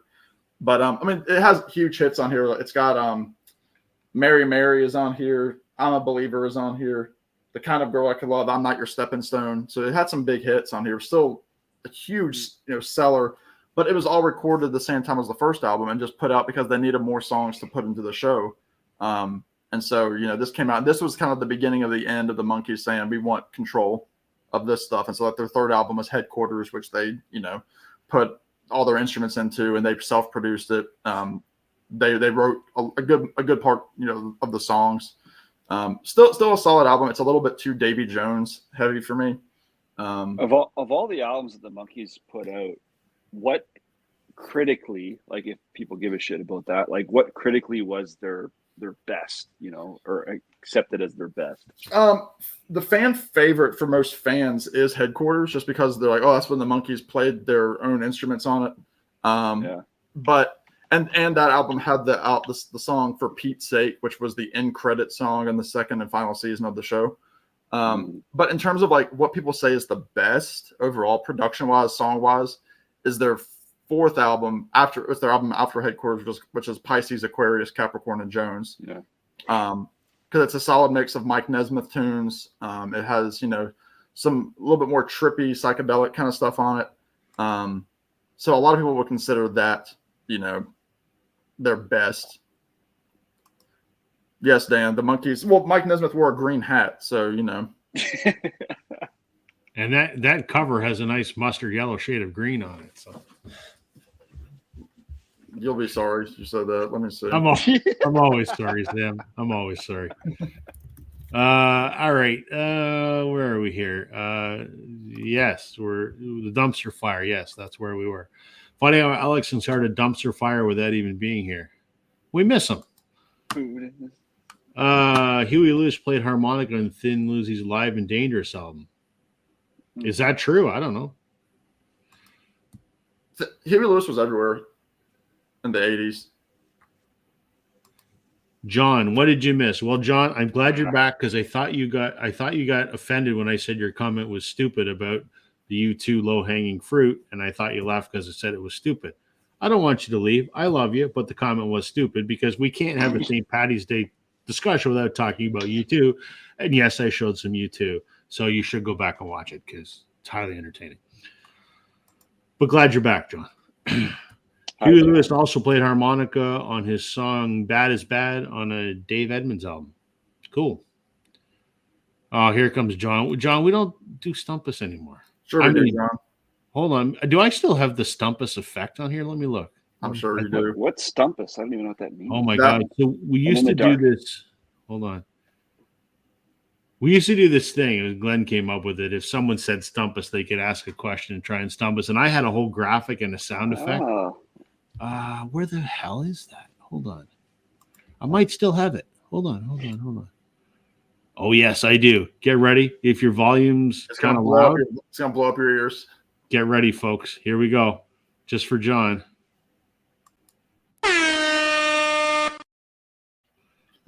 How's that for production value? I made that. The first time I did that, it blew people's ears up. I know. I warned everybody. And the dumpster fire continues. Now there's 2 dumpsters on fire.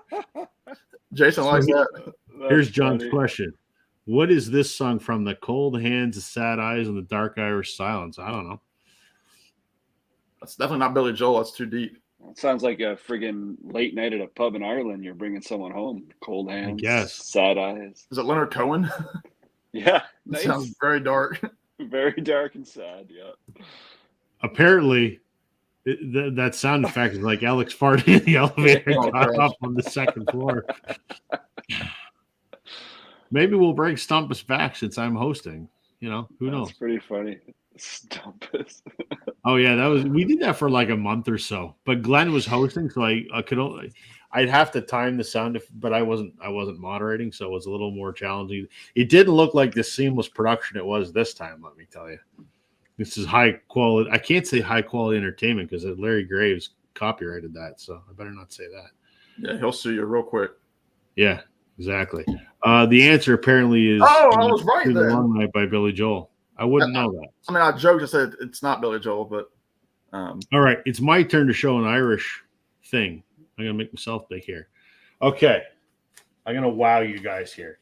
Do it. When you think Irish, you think of this artist. When you think Irish music, you think of this guy. When you think of Green, you think of this album. Are you ready? Don't show Kid Rock. Brian Adams. Right, yeah. And here's why. Nothing Irish about this. He's Canadian. on this album, Shine a Light, which came out in Last year. 2019, 5 years ago. Oh gosh. He covered Whiskey in the Jar. Ooh. I would show the Metallica version, but I don't have the Metallica version. So I did some research right here on Whiskey in the Jar. Let me educate everybody for a moment. Please do. It is an Irish folk song. Its exact origins are unknown. It is rumored to have originated in the 17th century. They think it has ties to an Irish highwayman named Patrick Fleming, who was executed in 1650. At some point, the song came to the United States, and it was a favorite in colonial America because of its irreverent attitude towards British government officials, which totally makes sense. The song appeared in the form as close to its modern form as we know it now, in a song called "The Sporting Hero" or "Whiskey in the Bar" in the mid 1850s. So I love there this you shit. go. This is awesome, Rob. Good for you. It's an Irish drinking song that dates back to roughly 1650, covered by a whole bunch of people. Brian Adams' version sucks ass, but it's all I've got. There's also But- the but Dubliners isn't- had a isn't big that hit, right? so- What's that? Sorry. The Dubliners had a huge hit with it. Oh yeah, absolutely. Yeah. That's super cool though. Like you're talking about a song that's like 300-400 years old that is so important to people that they decided to kind of keep it going. Right. Like regardless of whether someone thinks it's critically good or not, doesn't matter. Like the population thought this song needs to continue, and so people would, carry it forward. I think that's super neat. Yep. 1600s. 1650. Yep. Yeah. Crazy.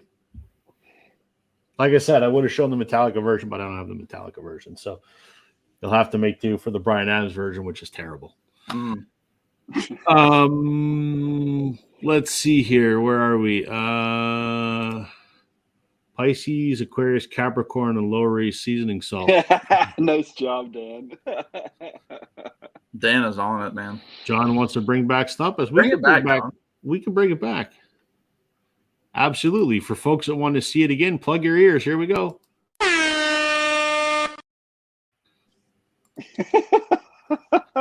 It shows that my mic is muted. Does that mean because it's so bloody loud that it's like cutting out? It doesn't want to talk about it.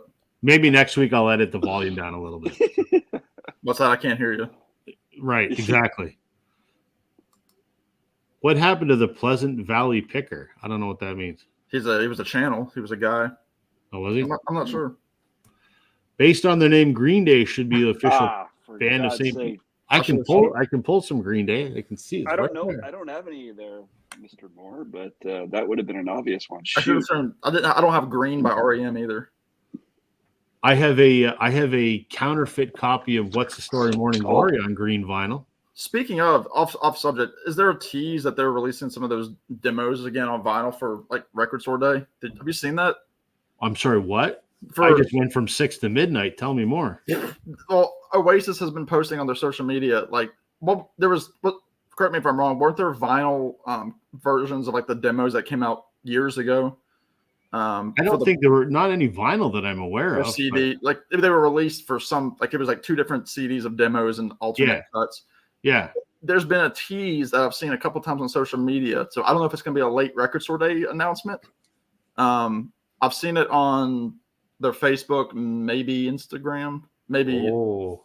I don't know if Liam's page posted it too. I'm not sure, but let's see here. I've definitely seen a couple different things kind of teasing it.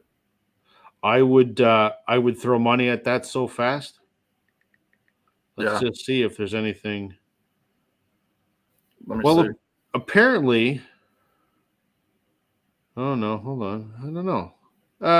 I'll have to dig into that a little bit, Sam. I haven't heard that, but that would be awesome if that's the that'd be awesome if that was the case. Okay, yeah, here we go, Rob. So 2 days ago, and sorry, Peanut Gallery. 2 days ago, they posted on the Oasis Facebook page, they said, "You were warned," and then a bunch of dots. And then they posted that picture. Oh yeah, okay. So those were the CD singles box sets. There was one. There was That's one what- okay. for Definitely Maybe, and there's one for What's the Story, Morning Glory. One of them was like a gold color. One of them was silver. This was And they gold. had- You can't really tell, but it's the gold one. Okay, so that's the one for Jason. that's the one for Definitely Maybe, I think, isn't it? In parentheses, it says, "What's the story, Morning Glory?" Okay, so that's all right. So what it was, it had 4 CD singles in it, and then because they put out singles the way they, like the Beatles did back in the day, Yeah. it would have a single, and then it would have some alternate, like a demo or an unreleased song or a B-side. And I've been looking for those 2 CD box sets, but they're like $100 each, even though there's only 4 CDs in it. It makes me wonder if it'll be 45s, like a 45 set. Oh, I have one of the Oasis singles. I have Supersonic. Back on like one of the very first record store days, like 15 years ago, they put the single for Supersonic out on a 12-inch vinyl single, All and right. I bought it. And even that's stupid expensive now. But if those are getting reissued, even if they're getting reissued on CD, I will buy that shit in a That heartbeat. could be record store day material. Whoo, Sam, you just got me very excited. Oh gosh. Have you speaking of Oasis? Have you heard the new Liam Gallagher, John Squire album? Apparently, I bought it last week. I've listened to it a couple times. and It's a lot of nice crunchy guitars. yeah, They're calling it one of the best albums of the decade. really, I haven't seen it. Like, I mean, I've seen it online and I've heard the single, but I'm waiting to stumble across it because I got to buy that because It's I'm got some good excited. stuff. Mars to Liverpool is a great single. Yeah, Yeah, I've got it. I bought it on CD at Barnes & Noble the other week, and it's really good. okay. I maybe will have to go to a record store. Squire wrote all the songs. Cool. Yeah. Sorry, Jason. Welcome back. Where are we here? So people won't be humming Lizzo tunes 300 years from now. Gosh, I hope not. I have a really bad joke relating to that. All right, lay it on us.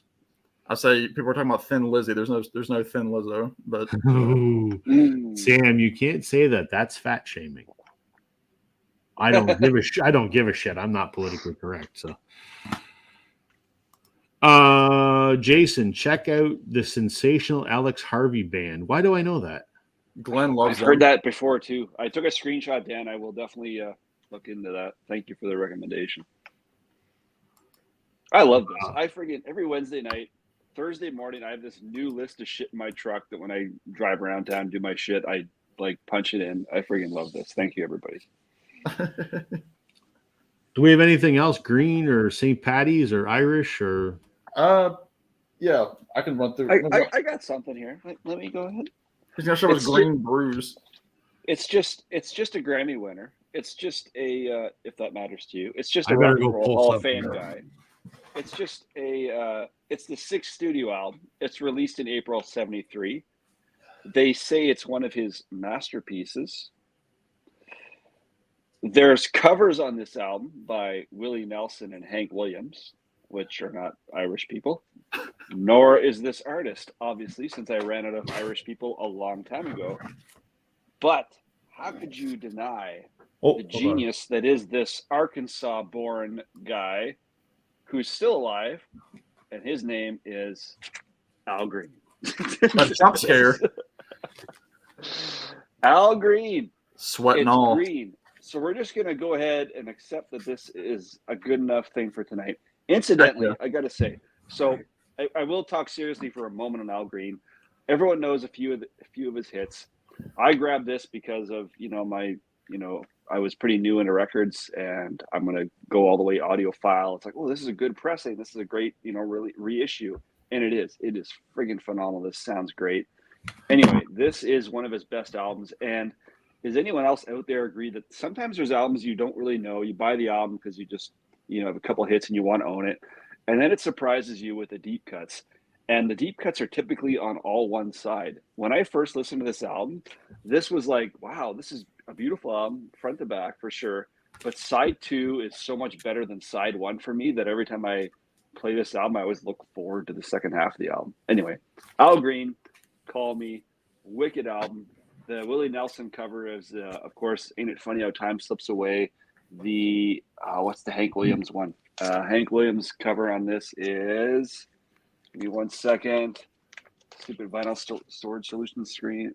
Yeah, they suck. Sleeves here.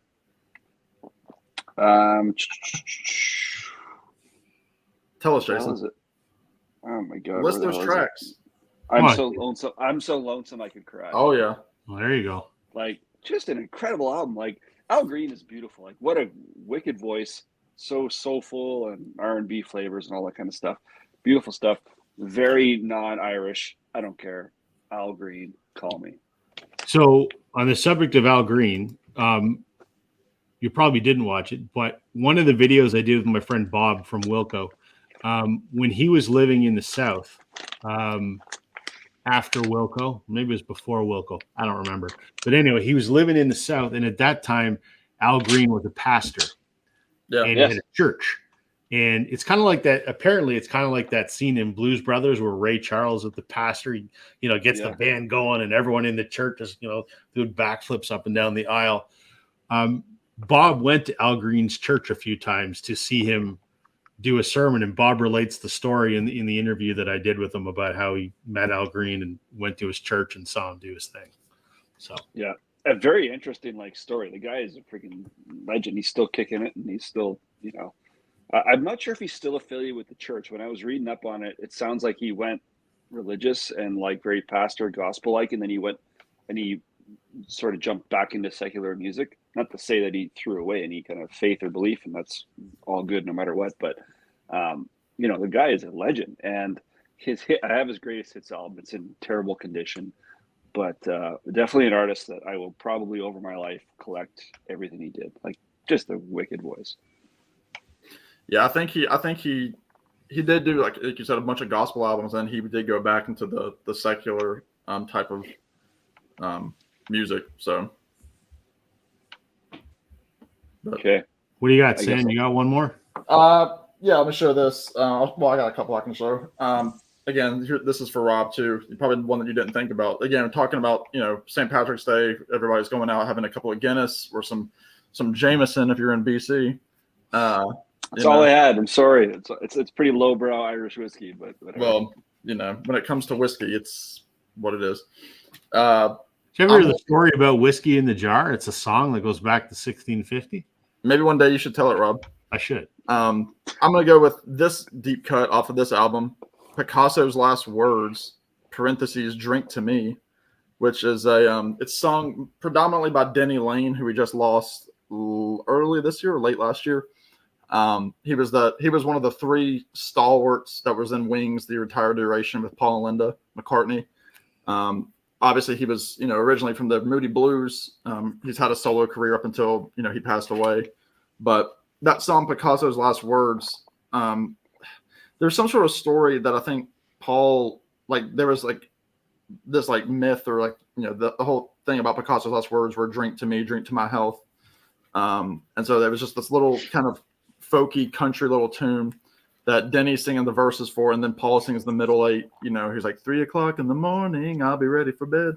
I love that song. I hate that it kind of becomes like one of those mini overindulgent Paul McCartney songs where it's kind of got the reprises of a lot of the different songs like Jet and Mrs. Vanderbilt, which are both on this album. Kind of slowed down, and Rob knows what I'm talking about, kind of as that song trails off 5 minutes. Yep. The first 2 minutes of it is a straight ahead, really sweet, cool little folky tune with Denny and Paul singing the vocals on it. And there's a great version of it where they sing the Picasso's Last Words portion for the Wings Over America concert. And then they go into Richard Corey, the Paul Simon tune, the Simon and Garfunkel tune. But it's a great little song. Again, one of those kind of drinking songs, drink to me, drink to my health, drinks. So I can't drink alone. It's just a great little tune. So I'm going to go with Picasso's Last Words. And then I've got to show another Irish artist, I guess, to close off here. Keeping it modern here. We're going to go with Sir Andrew Byrne Hosier, also known as Hosier for a lot of you, people out there that don't pronounce his name correctly. But his big hit, his last name isn't Gallagher, but it's hard enough to pronounce.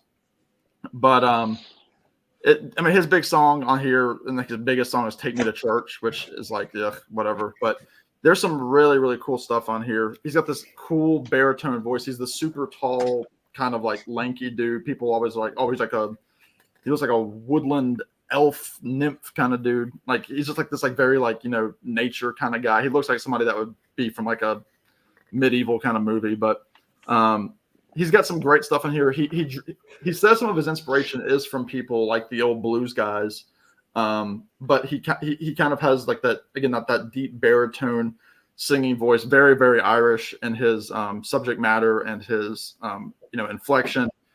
He's also somebody that I think he originally started. He was thinking about becoming a priest in his early 20s, and then he got out of that, and so a lot of that, you know, where he went with religion and that sort of thing kind of flow into his lyrics, because I don't think he's religious anymore. But he does a great version of Sweet Thing that came out around this time. It's not on this album, but Sweet Thing, the Van Morrison tune from Astral Weeks. He's a big Van Morrison fan. He also does a cover of him doing the song Caravan on YouTube for when Van Morrison turned 75, which was during COVID. So they had 75 different artists or 100 different artists come together and sing Van Morrison songs. And Hozier was one of them. He did Caravan, which is just fantastic. But great songs on here, like Real People Do. Cherry Wine is a great, like, just beautiful tune with him on the acoustic guitar. Hosier, not Hoser. Hosier. I've said, I know, Richard. You heard me at the beginning. Hosier, Andrew Byrne, Hosier. Sorry, I was pulling the record when you did that, Sam. I apologize. Just like that's like the laughs during the Chieftains, I see. No, that was Jason's fault. But no, I mean, I haven't really gotten into him much other than this album and a couple of singles. I know that he's kind of become, you know, like one of those guys that's within that folk crowd, you know, like the Noah Kahn kind of people. He was post Mumford and Sons and all those guys. He's not even that same style of music, because he does pull a lot of like jazz chords into his music too. He loves he mentions Chet Baker, you know, being an influence. Again, there's a song on here called Jackie and Wilson. So Jackie Wilson was obviously an influence of his, the Motown, the R&B kind of stuff of the 50s and 60s. So he has a lot of influences. Younger guy, I'd say he's probably about Alex's age. He's probably in his early 30s, maybe a little bit older. But yeah, Hosier, full on Ireland, and I guess he'll be my final pick with Paul McCartney and Wings. So, what do you got there, Rob? All right, I'm gonna pick the low hanging fruit here and just do shit that's green, because you guys did it, so I'm gonna do it. Fuck yeah, why not? But I get bonus points for this one, because not only is this Peter Green, that is not green. Hold on a second. His name is. Wait green. A second. Look at that, green on green. Look at that, like shit. I picked the green too. Green. Yeah, I know, but it's green, but it is the color green, so it's like green. Oh, so I win. You mean like this guy right here? Oh, Grant Green on green. Okay, well, it's a tie then. Well, no, this wins because it has a Telecaster on the front. So, Peter Green of Fleetwood Mac fame. So, it's the only Peter Green album. What year was that released, Rob? Is there a year on the back of that you know? Like, 1980. I was gonna say it looks kind of 80. Like it does look very 80s, like with the neon strings there. Mm-hmm. Yeah. So, Little Dreamer. And lastly, Sam might like this actually. I talked about this band the other day. This is the Strumbellas. Now, I talked about their third album, Spirits, Hope, which had that stupid, annoying song Spirits, which got radio airplay in the States. Ignore that. Their first two albums are fantastic and would be right up your alley, Sam. It's kind of like it makes me think of Avett Brothers kind of stuff. Okay. I'm looking at kind of rootsy, and they have a fiddle player and really good. So this is their first album, My Father the Hunter, and you can see that the album is green and the record is green. The green vinyl. Beautiful. Amazing. If you want to check something out, impressive. Just they have a song called The Sheriff. The Sheraton? No, The Sheriff. The Sheriff. The Sheriff. Check that out. Gives you an idea what their sounds like. It's on YouTube. So okay. I think you might like it, maybe not. And their second album, which is called "We Move on Dance Floors," is even better. It's phenomenal. So, I've got to let's round out the comments here. Hope you all do an Easter show. Yeah, why not? Bunny music. Back to the egg. Oh boy. I bought that Peter Green album when it was first released. I remember the song "Walking the Road." Yep. I don't know where I got that one. I think it was just, it might have been in something somebody gave me because I don't remember buying it, but it was where I acquired it. So, well, guys, it's kind of the 2-hour mark. Go around the horn. What you got? Have you put out anything? You working on anything? What's coming up? Jason. Jason isn't going to make anything. He already made a video this month. I made 2 in a span of like. Never mind. Carry on. He's good till June then. Well, actually, Jason, I actually have been invited to go on to Chance's stream tomorrow night, so I'll be able to. My ugly face will be up on YouTube tomorrow night as well. There you go. And Alex will be there as well, so that's pretty cool. Yeah. So Sam and I'll heckle then. Yes, please join in the peanut gallery. right? Or we'll try to sabotage viewers and just do whatever. Sam and I'll just start a competing stream. We will. We just sit in We'll just silence. start singing karaoke or something. Right.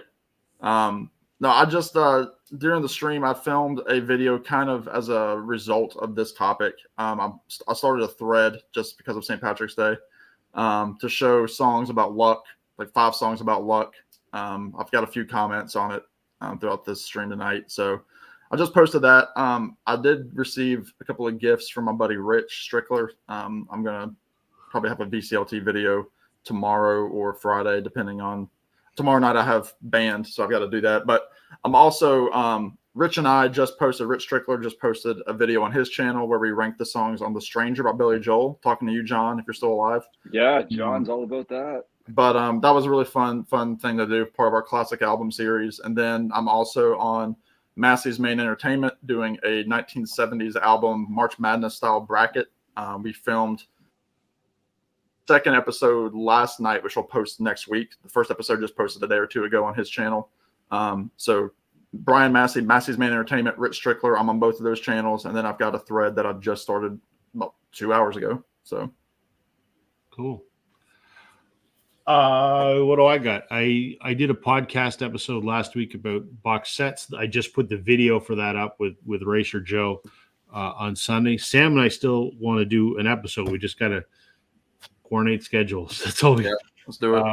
It's been stupid busy. The one with Joe was kind of like a last minute because I was on his channel doing something. I'm like, hey, you got an hour? We can record something quick because I missed my podcast slot a week ago, so I didn't want to get dropped from the rotation. Not the chance to do that because he's a good dude. But anyway, so that video's up.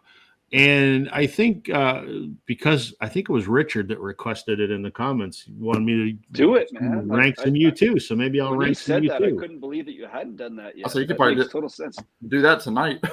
I probably could. I mean, I usually post my videos Sunday morning. So already got your green on for Ireland to do it. There you go. So I may do that. So nice. Other than that, that's it, guys. Like I think the only thing that I would leave people with is this.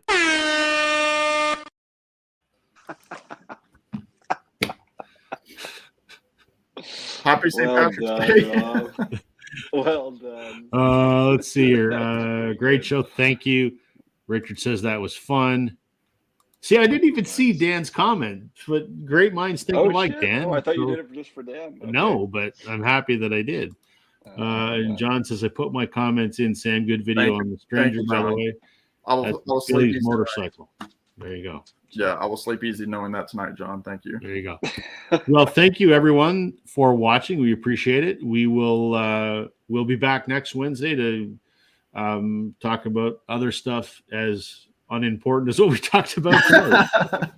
Nice. Hopefully Alex will be back to join us. But thanks everyone for watching. Thanks, Sam. Thanks, Jason. We'll see you guys Rob. next week. Jason. See you guys. Thanks so much. Cheers, everybody. You're beautiful, beautiful. Thanks.